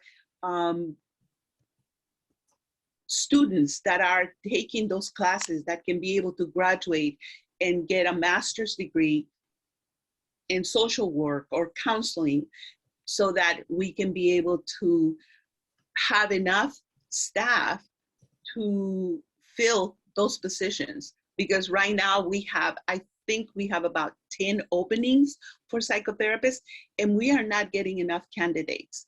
So here, I'm putting in a pitch. If you are looking for something to do, that would be an excellent career to go into. Yes, it requires dedication. It requires, for you to do the work and enjoy it. I mean, if you don't enjoy it, then I wouldn't recommend it, but you will know if you are going to be able to enjoy it. It will come out naturally, So if you are kind of leaning towards that, I would really will ask you to consider that, because the need is there. With COVID, how has COVID impacted us? Well, because of who we are in the work that we do, we never closed our doors. We've always remained open. We are doing a lot of work virtually, but we are also allowing people to come in to do the intakes. Of course, we are observing all of the precautions, taking care of everything that needs to be taken care of, but it has been no interruption on our services. Basically, my job is attending all the meetings that need to be attended virtually, making sure that presentations are done, basically like what I'm doing with you right now. And then making sure that I stay in communication with all of the districts, their administrators, and the principals of all the different schools to make sure that we are doing everything that we need to do. So when a referral comes in, we make sure that we write everything down. We have a log. We can be able to respond to whoever was the person that sent the referral, what the status of that referral is, and where we are with the student that was referred to us. If the students already have been open, whether they're receiving the services or not. Mental health is, we are like extra when it comes to confidentiality. So as soon as we open a case, we make sure that we get a release of information so that we can be able to talk to the schools. If the parents decide that, no, I don't want to sign that release, I don't want you to talk to the schools, then all we can do is let the school know, yes, we got your referral and the case is open, and that's it. We cannot say anything else, because with mental health, confidentiality is a priority. What are the challenges that I face today, with the typical day-to-day? Well, basically, I do clinical supervision. I'm constantly working with my staff, making sure that they understand how things work, making sure that they are providing all the necessary work that is necessary for the clients, the students, making sure that they use appropriate interventions, that they follow up all of our prerequisites, and that they are able to talk and deal with what is going on, mainly because a lot of the times what we hear and what we have to work with can be very traumatic. So I don't know if you guys have heard about vicarious trauma, but vicarious trauma is trauma that you encounter based on what is being told to you or what you watch that is happening. So our therapists are on a they're constantly hearing traumatic things. They're constantly dealing with that. So my job is to make sure that I make it easier for them so that they can deal with whatever it is that they are working with, and that they can be able to leave it at work and not take it home, so that they can be healthy, so that they can help their clients better. Okay, which changes in the work are returning to normal, and which changes may be permanent? Well, it looks to me like virtual therapy is here to stay. It's going to be one that we are going to be doing it. It's going to be a choice that we are going to give the parents. You know, do you want to come into the office or do you want to do virtually? And which is something that is really good. I'm sure that is going to be here to stay for a lot of people. What accomplishments, goals, solutions that I'm a part of that this year that I'm proud of? Okay, I'm proud of being able to continue to help the students and their families. I'm proud that we never closed our doors and that our services have continued without a glitch. I'm proud that we were able to be there to help out in any way that we could, and that we were able to connect all of our families to other services that they needed, to any linkages and resources that were available to them. We made it available to them, and we made sure that they had all the information pertinent to that. One thing that I want to make clear is that as far as I'm concerned, you need to follow your heart. You need to follow what it is that you want to do in life. I'm sure that many of you already know what it is that appeals to you, which way you gravitate. Some of you probably already have that knack to be a good therapist. Your friends come and talk to you and ask you questions and ask you for advice, or they just share what they're going through because you are easy to talk to. You're a good listener. That makes an excellent therapist. So I ask, that you understand that it's not easy to figure out what it is going to be your career, what is going to be your destiny. You kind of feel it and you start gravitating that way. Most of the time it's like if you encounter a challenge and it seems kind of daunting and it seems like you cannot do it, but for some reason or other, you are determined that you are going to persevere and you are going to do whatever it is that is challenging you. And then when you do it, you rise to the occasion and you do it, and it just makes you feel fantastic. You feel so good because you made out your mind that you were going to do it and you achieved it. No matter what anybody else was telling you to do, you wanted to do it and you were able to do it. So here's my advice to you. There is no limits to what you can do. Only what you think your limitations are. You are the only one that can limit whatever it is that you can be able to do. At age of 9, I thought that I was not going to be able to learn anything. I was going to be this dumb person that didn't even know the language. But I made myself do what I needed to do. I work hard, and I know I still have an accent, and I probably will never lose that accent because at home, my mom, she only speaks Spanish. So I need to make sure that I speak Spanish to her. And when I start saying things like in a slang way, she always says, no, you say it the right way. This is the correct pronunciation for that word. So my Spanish has to be correct. Therefore, I don't think I will ever lose my accent.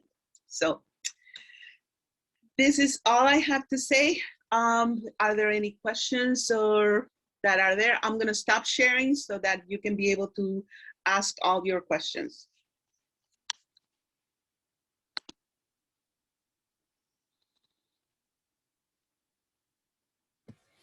Dr. Shaw, good morning. This Good is morning. Lisa Carrera, the principal. Good morning. Thank you so much for visiting us this morning and just sharing your experience, your journey, you know, the road that it took to get to where you are.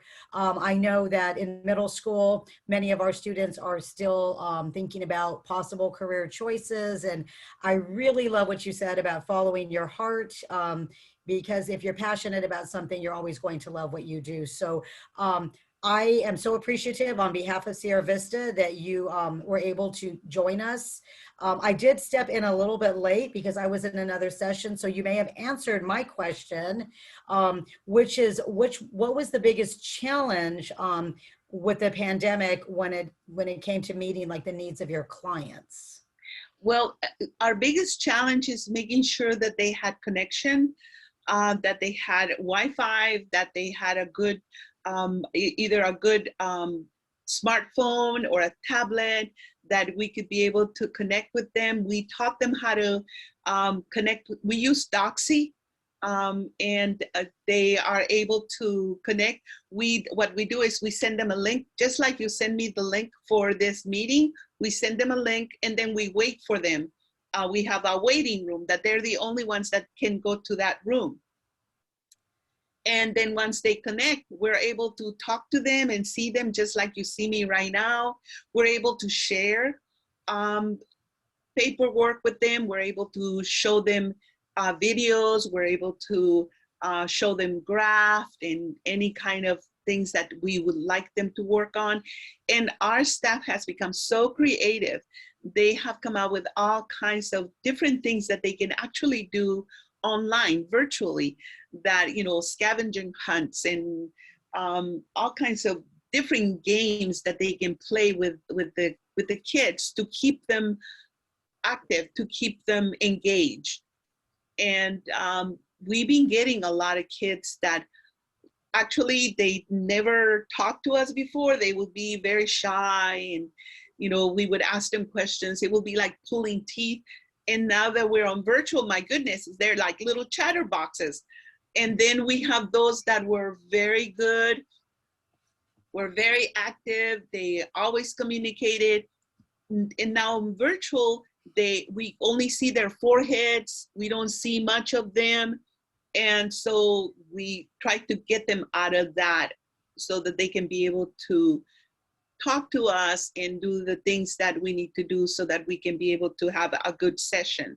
And that's why we started coming out with all of these different things. I am so pleased. We have a site that is kind of therapist. It's called Therapist Aid, and they have all kinds of really good things that you can be able to use. Thank you. Thank you so much for answering that question. And I agree with you, Dr. Shaw, on the foreheads. And I think students are going to have to remember that when they come back to school in the fall, that they can't hide behind a screen. That's so right. Yeah. We got to start getting ready for that. And I think Chelsea has a question for you, Dr. Shaw. Sure. Thank you for answering mine. No problem. Chelsea. Hi, my name is Chelsea. How did you decide what you wanted to study? You know, it was kind of strange because when I started reading about psychology and about how we think and about our emotions and everything, I wanted to find out why sometimes I would be really sad and everything. So I kind of started reading a lot of that, and I started gravitating that way. So even in high school, I took some extra classes that were considered like college classes that they were towards, you know, psychology. And then when I went to Mount SAC, I kind of did the same thing, started, you know, gravitating towards psychology. And there was one thing though that it almost didn't happen. I didn't get my psychology thing because it requires for you to do statistics. And I wasn't really good with math, but I had a really good teacher that he kind of worked with me, and I started working with statistics and then algebra. So you need to really work with algebra and then be ready to take a class of statistics. Did I answer your question, Chelsea? Yes, thank you. And if and like I said before, if you are someone that your friends come to you and they start kind of sharing things about how they're feeling, or when there's if they're happy about something, so basically you are someone that people tend to gravitate towards you because you are a good listener. And being a good listener is a really important thing. If you're not judgmental, if you're not critical, if you're not a gossiper, all of those are really good qualities, because that's what your friends and people that you know will gravitate towards, because they'll trust you.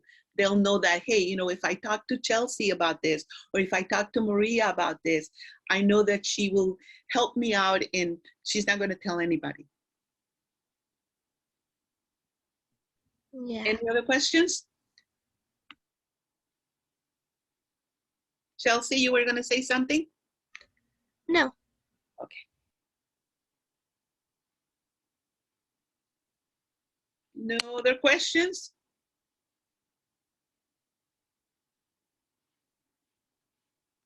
I think Maria has a question. Yeah, Maria, go ahead. I was on mute. I'm sorry. Go ahead, Maria. Hello, my name is Maria. I have a question. You talked about how your hobby is gardening. How did you figure out that gardening would like help you relax when with like your job to relax you? Well, you know what? I think any hobby will help you relax. I just chose gardening, but let's say that you like drawing, or you like painting, or you like different things, even exercising. You like dancing, all of those different things. Those are all kind of good hobbies that if you take the time and if you make a little time for that, it releases all of that excess energy and that buildup that you have as far as when you're thinking and you're feeling all stressed out. And it will tire you out, but it's a good tire. It's a good relaxing tire kind of thing. I know sometimes it doesn't make sense, because I come in from gardening and like my back hurts and I am all, my arms hurt and everything, but it's like, it's so satisfying. And I have a friend that she does a lot of yoga and exercises. And when we talk about things, it's like, she kind of tells me the same thing. She enjoys what she does, but she feels really exhausted. And I tell her the same thing. That's her hobby. That's her way of unwinding and relaxing. And you need to have that. You need to have that little outlet. Other people do differently. I have another friend that what she does is she binges on programs. She looks forward to a movie series, the things that she wants to watch, and she gets everything set up so that she can be able to watch that. And she tells me she always likes to have two. So if it's a series and they only show you every week, they only give you one show. So she waits until she gets two, and then she'll have two in a row, and she'll watch that, and she gets her popcorn and everything. So it's a way of you preparing for something that you are going to do for you, to make you feel good and to let you forget everything else. Because if you are someone that likes to take care of people, if you are someone that is good and compassionate and everything, you will have the tendency to do too much for other people and not for yourself. So you need to make sure that you take care of you and that you make that commitment for you. Because when you take care of yourself, you feel good, you feel healthy, and you are in a much better position to help anybody else that needs your help. I have a question Sure. from Vanessa. Go ahead, Vanessa, you may ask your question. Hi, I'm Vanessa, and what's one thing you wish you would have known before about your job before starting? Sorry. Well, I can tell you that you don't get a lot of thank yous. Okay, so just don't expect a lot of thank yous, and don't expect to actually see the fruits of your labor, you know, right there. It's when you're working in with psychology, when you're working with psychotherapy, all of those things, it kind of takes a while for things to start happening. But then I'm going to tell you a story, because I went to a store, and all of a sudden behind me, I hear this young man's voice. I mean, and it's like, Dr. Shaw, it's so great to see you. And I looked around and I'm going, oh, I don't know who this person is. And it's like, don't you remember me? You know, and it's like, I said, I'm sorry, I don't. So it's like, he says, I am so-and-so. You took care of me. I was with you for 1.5 years, and I went to college and I graduated from college. And it's like, I am so happy and so thankful to you. And it's like, oh my goodness, you know, it's like 10 years can really make a difference, you know? So it's like, I took care of this young man when he was 14 years old. He was struggling. He was going through a lot of things that he needed to do. He was a very angry young man, and he was not able to really control himself. So we did a lot of anger management, conflict resolution, communication skills, so that he could be able to do, and then making sure that he learned how to relax and monitor himself and everything. So he was able to, you know, he was able to graduate from high school. He went to college, he graduated from college, and now he's this 24, 25-year-old young man. And he looked totally different from me, but he couldn't thank me enough. And those instances are the things that it's like, oh, for me, that was just so, it made me feel so good. And it always comes at a good time, because I believe that around that time I was feeling really down, I was really stressing out. And then just that one time, it just lifted me up, because it just made me feel so good. So all I'm saying is, don't expect a lot. Just be sure that it's something that you enjoy. Because if you enjoy it, it's not going to feel like work. It's going to feel like just something that you do because you enjoy it, and you're getting paid for something that you enjoy. Okay? Was that helpful? Yes, thank you. You're welcome. Well, thank you, Dr. Shaw, for everything. Is there any last minute questions that anybody has? I'm trying to go through everyone, see if anybody wants to say anything in the chat.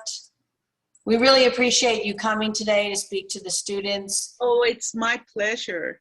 You know, I truly enjoy this, and I've been doing it for, well, over 16 years, and I love to see all these beautiful young faces, and I am just so thrilled for you, because you have a wonderful future, you know, but it's all up to you. You make that determination. Well, thank you for your message.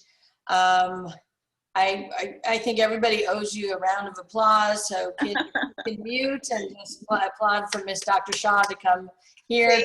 Thank you. I really appreciate it. Well, I'm here anytime you need me. Just let me know. Okay. All right. Thank you very much. Oh, we have one more question. Sure. Go ahead, ask your question. I think it's Rayshawn. When you got that job, how do you achieve it to get that goal? Well, basically, it's a journey. Like I said before, graduated from high school, went to a 2-year community college, then 2 more years to get my bachelor's, then 2 more years to get my doctorate, and then, my master's, and then 3 years to get my doctorate. But your journey does not have to be that long. It depends on what it is that you're after. Because for me, I think I went kind of the long way and the hard way. But there's so many jobs that you can be able to do. But if it appeals to you, if being a psychotherapist appeals to you, all you need to do is just get your master's, which is a 4-year college, and then 2 more years, and then you'll have your master's. And it can be a master's on counseling psychology, or it can be social work, a master's in social work. And if you get a master's in social work, that is really, really good. Why? Because with a master's in social work, you can actually be able to work at a hospital. They have use for social workers in hospitals. They have use for social workers with the Department of Social Services, for the Department of Mental Health, for the Department of Education, for the Department of Health. All of those require, can use social workers. Okay, that's great. Anybody else? I think we have another speaker today, but I really appreciate, and I'm sure all of us, the teachers and the students in this session, really appreciate you coming to talk to them. I've had a few students in the chat just say, oh, I might be interested in this, or so you have inspired some students in here. Oh, that's terrific. That's my goal, and the sooner the better, because we need you guys. We need more psychotherapists. Okay? All right.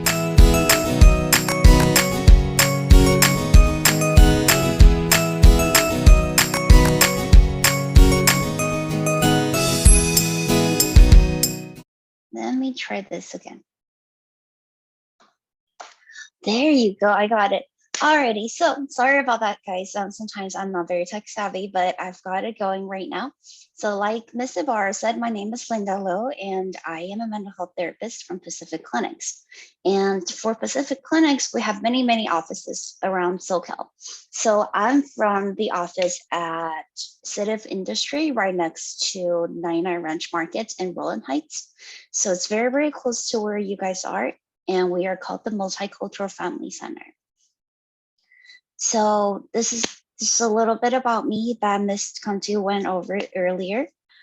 So let's start with what a therapist does. So I think most of you all know what a therapist does. And a lot of times when I talk to people about this, I think of a client laying on the couch talking to me, and I have a notepad with me writing down everything that the person is saying. So we don't do that anymore. Right now, we tend to do what is shown in this picture right here. We sit on couches or we sit on chairs and we talk to each other without laying down. So usually our official job responsibilities include diagnosing and treating mental illnesses. So that includes depression, anxiety, trauma, and substance abuse. And sometimes we also see clients without mental illnesses as well. So when clients go through big changes in their life, such as going to a new school or starting a new job, we tend to want to be there for our clients and to help them process what is going on and see what we can do to help them adjust to the changes that they're experiencing. And also when there are losses in people's lives, and those can be big losses or small losses. So moving away from a place, losing a job, losing a loved one, getting into an accident, getting sick, those are all losses in our lives. And a lot of times they're very difficult to adjust to. And that's why we're here. We're here to, as you can see in the picture, this person on the left is feeling a lot of different feelings and having a lot of different thoughts. And by talking to us, they get to make sense of them and really understand what is going on inside of them and what they can do to better deal with what's going on. And lastly, we help our clients achieve their goals. So goals can look different for everyone. Some goals that I've heard before are to feel happier, to be more productive, to study better. And those are all the things that we can do. And also to make more friends. So in therapy, we not only talk about your feelings and your thoughts about what's going on in the world and what's going on with you, we also do skill building. Basically, what that means is that we teach clients important life skills like how to make friends, how to stay productive, how to structure your day. So we teach our clients those skills to help them navigate their lives better and to achieve their goals. So what does it take to become a therapist? So first of all, you're gonna have to finish middle school, and then you're gonna have to finish high school. And then you have to get a bachelor's degree from a 4-year college. So you can do that by either going to a 2-year college first and then transferring, or going to a 4-year university directly. And then you have to get an advanced degree. So what kind of advanced degrees are there? There are 3 different kinds that you can get to become a therapist. First one is a master's in social work. So basically, by becoming a social worker with a master's degree, you will be able to do whatever a social worker does, as well as providing therapy. And there's also master's in clinical psychology, counseling, or marriage and family therapy. So you're going to see a variety of programs out there, and they all have different titles. But if you see like clinical psychology, counseling, and marriage and family therapy, those will tell you that these will prepare you to become a therapist. And there is also doctor's degrees. So doctor's degrees are after master's. So they tend to take a little bit longer to complete. For master's, it's usually a 2 to 3 year degree after college. And for doctorates, it can go from 4 to 6 years. And by getting a doctorate in counseling or clinical psychology, you'll become a doctor so-and-so, and you will also be able to provide therapy, as well as provide psychological testing, which is something that master's level clinicians cannot do. So becoming a therapist is a very long progress. As you can see in the picture here, it literally feels like a very, very long road. So while we are in school, we are expected to complete an internship. So we usually do internships in community mental health clinics or at schools. And during our internships, we start seeing clients, and we start to get a feel of how being a therapist is like, where we get to provide therapy, we get to do assessments, we get to play with our clients, we get to talk to parents and teachers and school counselors. We get to do all the things that a regular therapist can do. And during internship, we get supervision, meaning that we meet with our supervisor twice every week to make sure that we're doing everything that we're supposed to be doing, because we're all brand new. So our internships usually last for about a school year. So that's about 8 months. And during that 8 months, we typically dedicate 20 hours per week to do our internships on top of our course load. So during that time, we get very, very, very busy. And after we finish our internship, we get to graduate. After graduating, we're expected to take this really, really big test called the Laws and Ethics test. Basically, it tests us on how well we know the laws and ethics around being a therapist. After we pass this test, we had to accrue 3,000 hours of working towards becoming a licensed therapist. So what that means is that we get to see clients, we get to do everything a therapist does, but we are still under the supervision of a licensed clinician. And 3,000 hours typically takes us about 1.5 to 2.5 years to finish. And then after we're done with all those hours, we get to take exam number 2, which is a clinical test, which tests us on all the theories and all the skills that we need to know.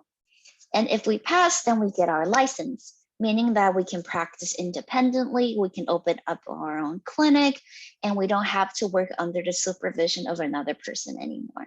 So we are going to be totally independent after that. So this is what I usually do for my work. For a typical day, I start work at around 9 and I end at around 5 or 6. And I take a lunch break in between for about an hour. And I see on average about 4 to 5 clients a day. And I spend the rest of the time doing documentation or talking to parents, talking to the school, or talking to other people in my clients' lives. So what a lot of people don't know about my work is that I do a lot of playing. So I'm a child and adolescent therapist. Basically means that I only see children and adolescents and families.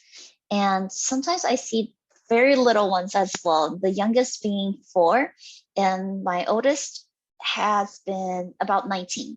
So 4 to 19, that's a really big range. And they are all very different developmentally. So we get to do a lot of different things with them. I do a lot of talking with my older ones. So starting at around 6th grade to about 19.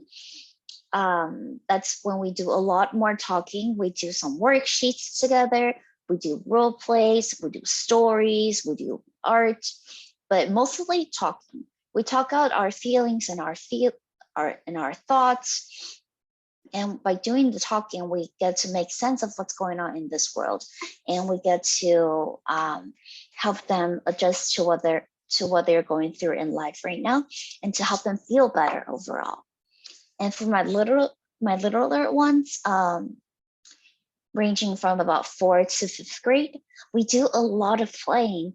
So we do like online games, we do therapy games, and then we also, when I was meeting with them in person, we also have different types of board games like Jenga, we have Monopoly, we have Sorry, so a lot of different things that we get to play together.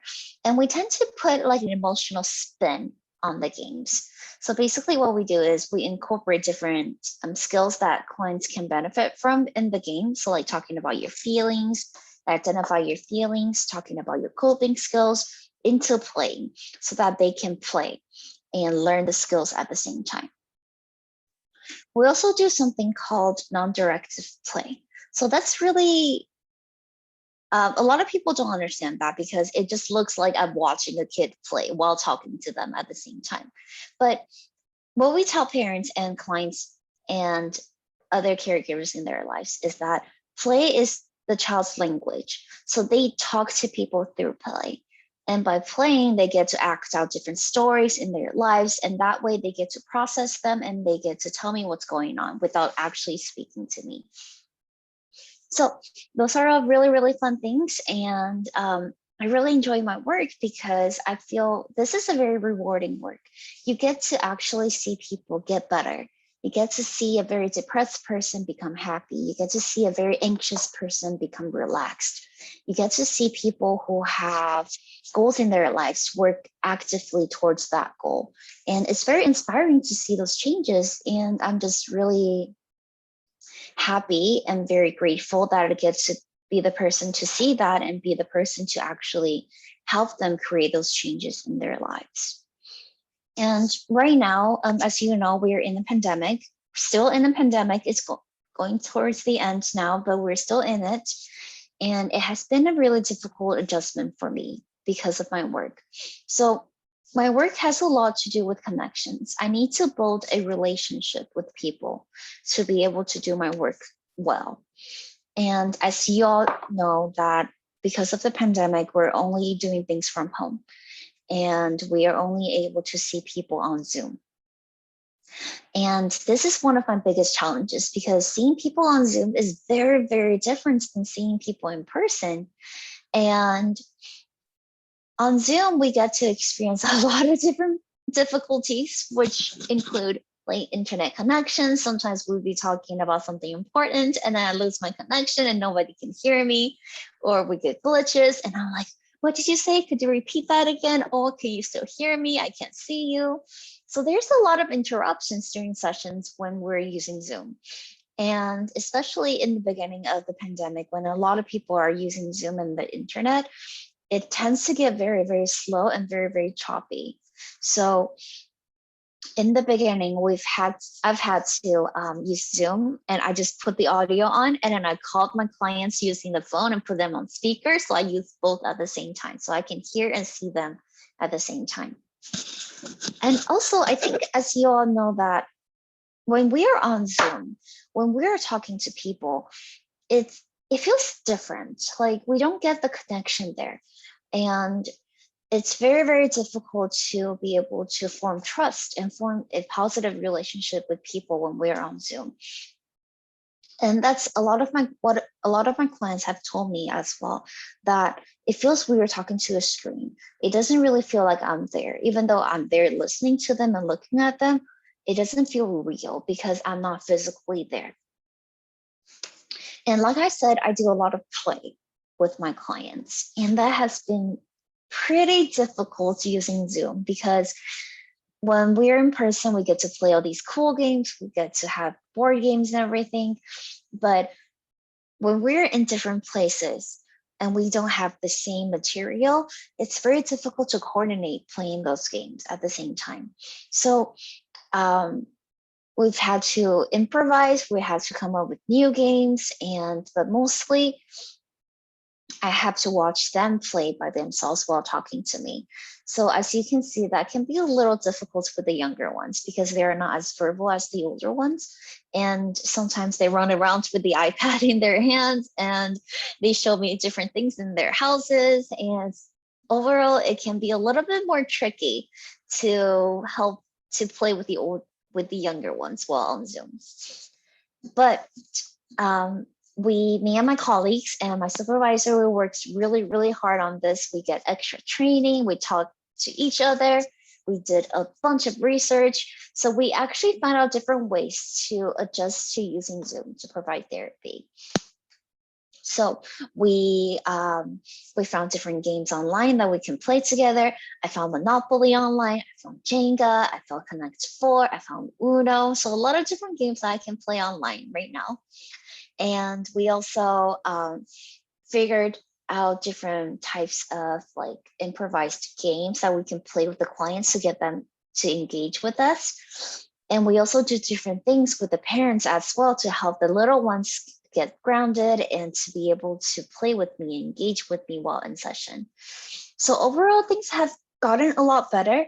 And I feel very proud that I was able to adapt to the changes that COVID-19 caused and to be able to be flexible with everything that I'm doing with my clients.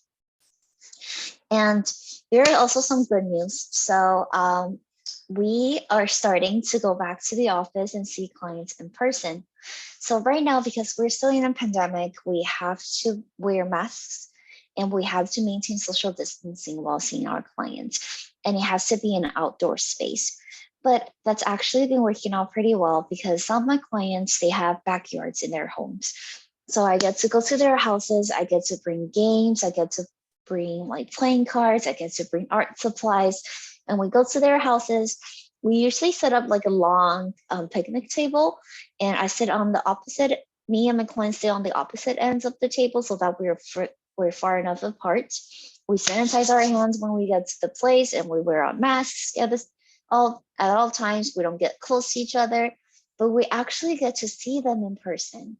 And it feels so nice to be able to see, my clients in person. We get to make actual eye contact. We get to talk to each other. I get to see their body language, and we get to do things together at the same time. So that has been wonderful. I'm preparing to see more clients in person. Right now, I'm seeing 2. And for this week, I'm going to see another one. And in the next 2 weeks, I'm going to add another one as well. So that's going to be about a third of my caseload, a little bit less than a third of my caseload. And we're going to start building up to that.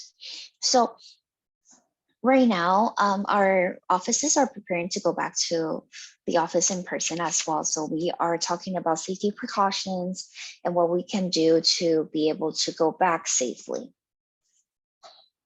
And that is pretty much all about my work. So I had some closing thoughts here for you guys. So as you know, becoming a therapist is a very rewarding career. And if this is something that you want to pursue, definitely feel free to talk to me more about this. And I just want to comment on, being in middle school, because I still remember being in middle school. very important time in our lives. We are learning about this world during this time, and we want to learn and become the person that we want to become. And as you all become teenagers, which is going to be soon, you will want to take risks and explore this world more. And during this process, it is really, really important to remember to listen to your hearts and ask yourselves, am I doing the right thing here, or is it helpful with what I'm doing right now? It is also important to adhere to your values. So values are things that are important to you in life. So for example, education, integrity, honesty, friendship, and family, etc. So it's important to take some time to really think about, oh, what are some important things to be right now? And what are some things that I can do to honor these things that are important to me? For example, if education is important to you, maybe you want to spend more time studying, maybe you want to talk to your teachers more, maybe you want to structure your time so that you can get the most out of school. Or if family is really important to you, you can think about, oh, what can I do to improve my communication and my relationship with my family? What can I do more with them so that I can honor this value that I have? And lastly, be kind to others and create positive changes in other people's lives as well as in your life. So you can do this by saying kind words, by being courteous, by helping your peers out. I can say to you from experience that it is super rewarding to be able to do that. And this also creates a positive cycle of kindness. And with this, I also want to talk a little bit about what we do here at Pacific Clinics. So at Pacific Clinics Multicultural Center, like I said, we are a child and adolescent program. So we only see kids under the age of 18. If they're still in school, we get to see them at around 19 as well. But after that, we transfer them to an adult program. And what we can do here is that we provide individual, family, and group counseling services for children and adolescents with Medi-Cal. And we treat mental illnesses here. We also provide community workshops for kids and parents to attend. So we do things like social skills, we do things like art projects, and we watch movies. So we do a lot of different things with the community. And if we do have other events coming up, I will be sending them to Mr. Kwan and to see if you guys will be interested in joining us. And also here, I want to provide some resources for you guys. So the first one being 211. So all you have to do is get your phone and dial 211. And that way you will be connected to the LA County Resources Hotline. So they will have people talking to you 24/7, and they will help you find any resources that you need to find, whether it's about mental health or housing or food or medical. They know all the resources that are in LA County, and they will be able to help you find the things that you need. And also, if you are experiencing a hard time, or if you're going through something and you just want to talk to someone, but you don't feel like talking to a therapist yet, that's totally okay. So there are two numbers to call. They are both 24/7, and you get to call anytime you want. So the first one being 741-741, or the crisis text line. So this is very convenient because you get to text with a crisis counselor. All you have to do is text anything to 741-741, and there will be a trained professional to talk to you over text. And they will assess how you're feeling and see what they can offer you. So if whether it's resources or connecting you to a real therapist, that's what they can do. And there is also the suicide prevention hotline. It is also 24/7, and there's an online chat option as well. So all you have to do is search suicide prevention hotline, and the online chat option will come up. Or if you want a quicker response, you can just dial 988 on your phone, and there will be a trained crisis counselor as well to talk to you if you need to. So that's all the resources and a little bit about what I do for work. And Ms. Ibar said that you guys have questions for me, so feel free to ask away. We still have a lot more minutes to go through, so feel free to ask me any questions that you have. Well, first of all, thank you so much for that presentation. Thank you. I'll go ahead and start off with the questions, and then students, you can either unmute and introduce yourself, or you can send it to me in the chat and I can ask it, or Mr. Cantu, and we can ask it for you. This may have already been mentioned, but at the start of the pandemic, when our lives had to abruptly kind of stop and we had to adjust, did you have an increase in clients then, or a decline? Just because there were so many changes and we had to adapt so quickly. I know for myself, it was quite an adjustment. That's a really, really good question. So we actually saw a decline in clients, and that's actually a little different from the trends that we're seeing elsewhere, because during the pandemic, there seems to be an increase in depression and anxiety. So for other places, there has been more clients. But for us, because we got most of our referrals from school, and students aren't in school anymore, they're doing distance learning. So the teachers and school counselors don't spend as much time in person with the students. So there has been less referrals in the past year. Okay, thank you. Thank you for clarifying that. Thank you. Mm-hmm. I have one question from one of our students. So, and the question is, what was your most serious time at work? So maybe, oh, I'm sorry, I muted. Maybe one of the most serious like situations, without obviously breaking that patient client confidentiality or doctor client confidentiality, but the most serious time you've had at work. Definitely, this is a great question.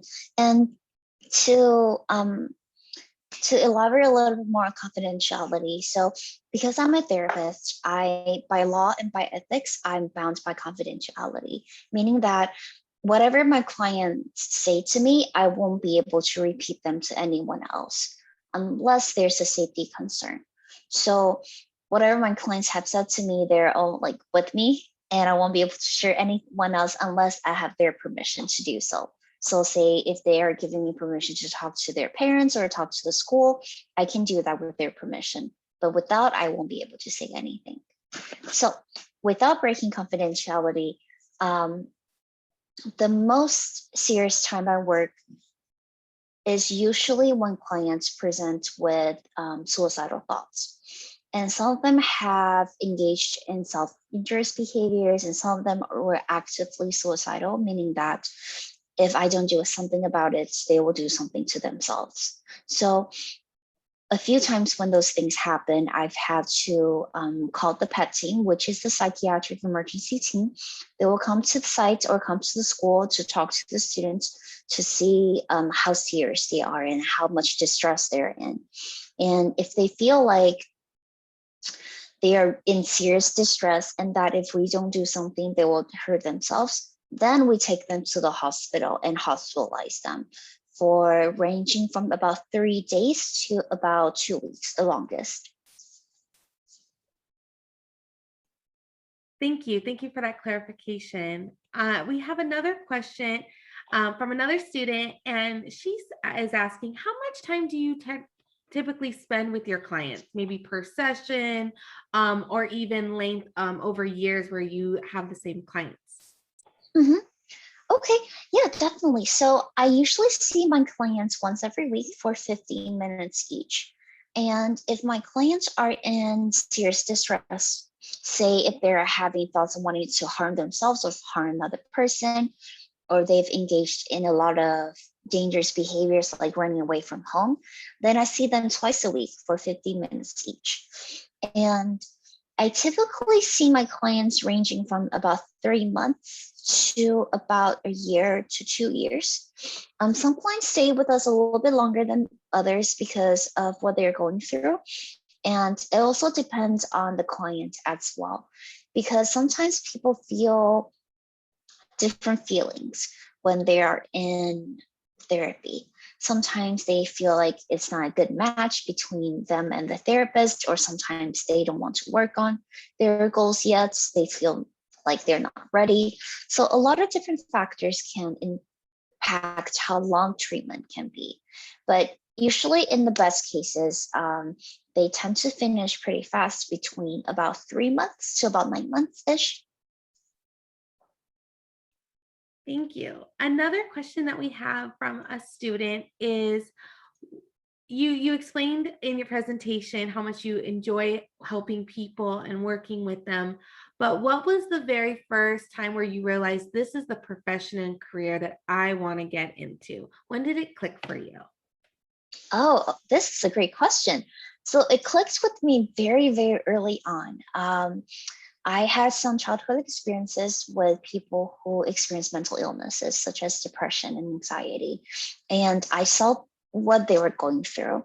And at that time, I wasn't able to help them because I didn't know what was going on. I just saw that they were in pain, and I felt really, really bad that I wasn't able to help.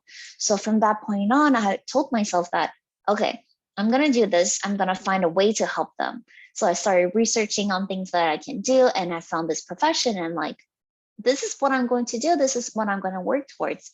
And this starts with, going to college, get a psychology degree, and then going to graduate school to get another advanced degree so I can do this work. Thank you for sharing. To kind of piggyback a little bit on that, a student asked, was there any other jobs though that you were also interested in? Yes, actually. My family has been, most of my family members, they work in the healthcare field.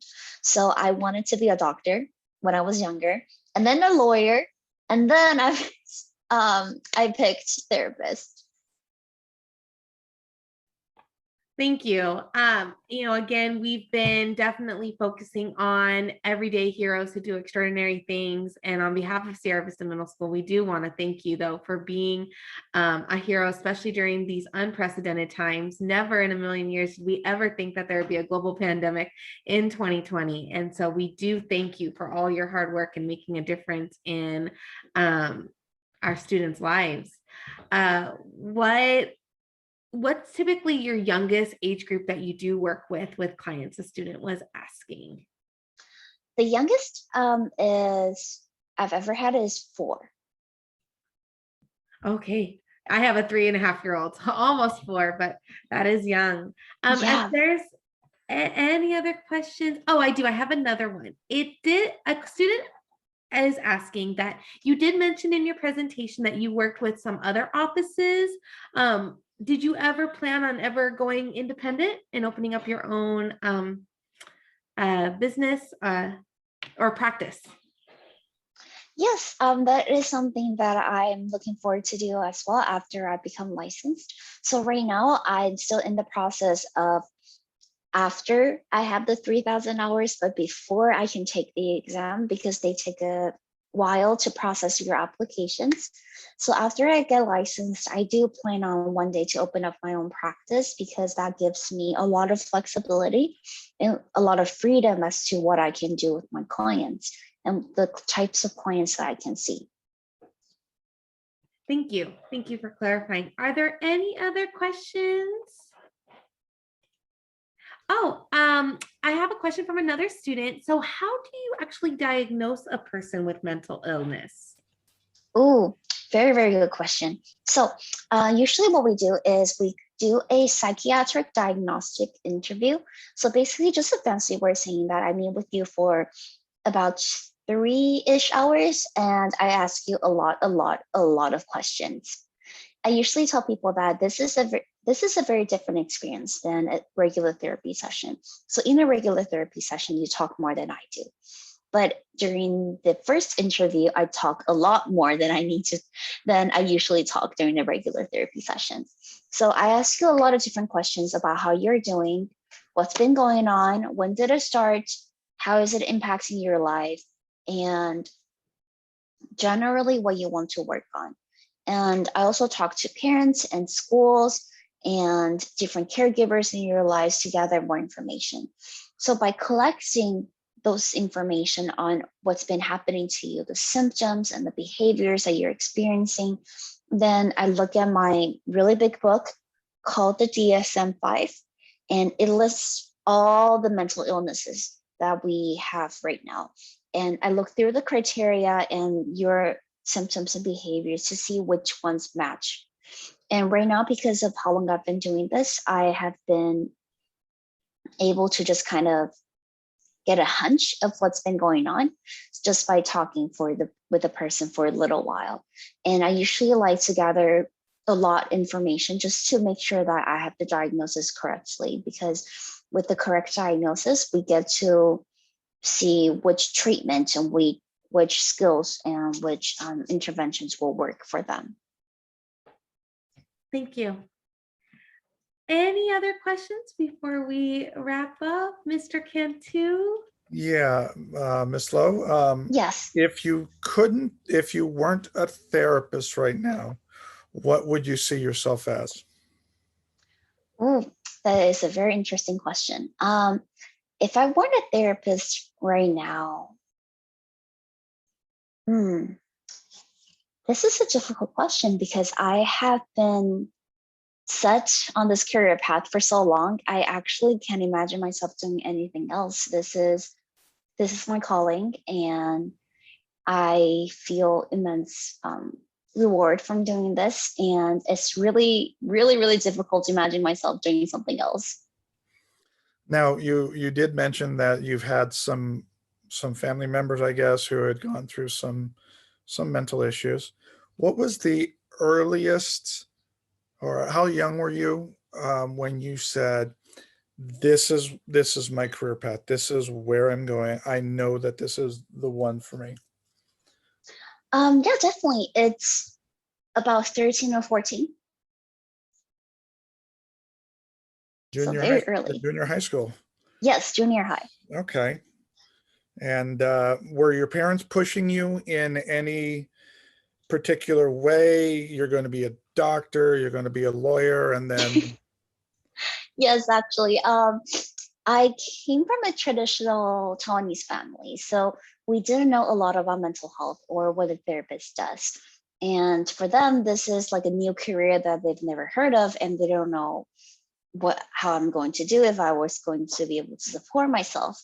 So they were pushing me more towards the business side of things. I went to UC Riverside. They have a really, really good business program. So for them, they feel like if I were to get a business degree, I would be able to support myself better than being a therapist. So there had been some conflicts at home where I had to really work really, really hard to convince my mom to let me pursue this. But eventually she gave in, and here I am today.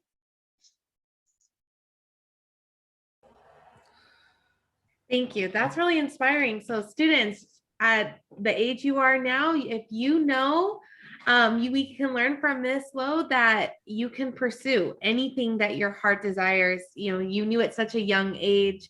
I knew in college that I wanted to become a teacher and went for it. But students, you can know even now, if there's something your heart is set on, with determination and goal setting, you can get it done. Any last questions? Kind of checking the chat, looking through. Ms. Lowe, on behalf of Sierra Vista Middle School, we want to thank you for taking the time to speak with our students and sharing your experiences. And then again, we do thank you for being a hero, especially during these most unprecedented times. Thank you so much. Thank you for the opportunity.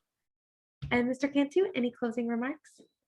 No, just to echo the same thing. Thank you so much for donating your time and just taking time out of your busy schedule to come and share a few thoughts with these kids. And who knows, I'm a firm believer that that everything we do has a little spark or a little inspiration with everybody. And hopefully you have inspired, even in just a little bit, in just a little way, some of these kids to pursue something that they may want to do. So we do appreciate it. I am grateful that you stopped by my class, and again, thank you so much. I appreciate this, Ms. Lowe. You're welcome. Well, and thank you for the students too for being awesome and asking a lot of really, really good questions. I am grateful for being here, and thank you for letting me talk to you guys. Okay, thank you. Bye-bye. Thank you. Bye-bye. Bye. Thank you.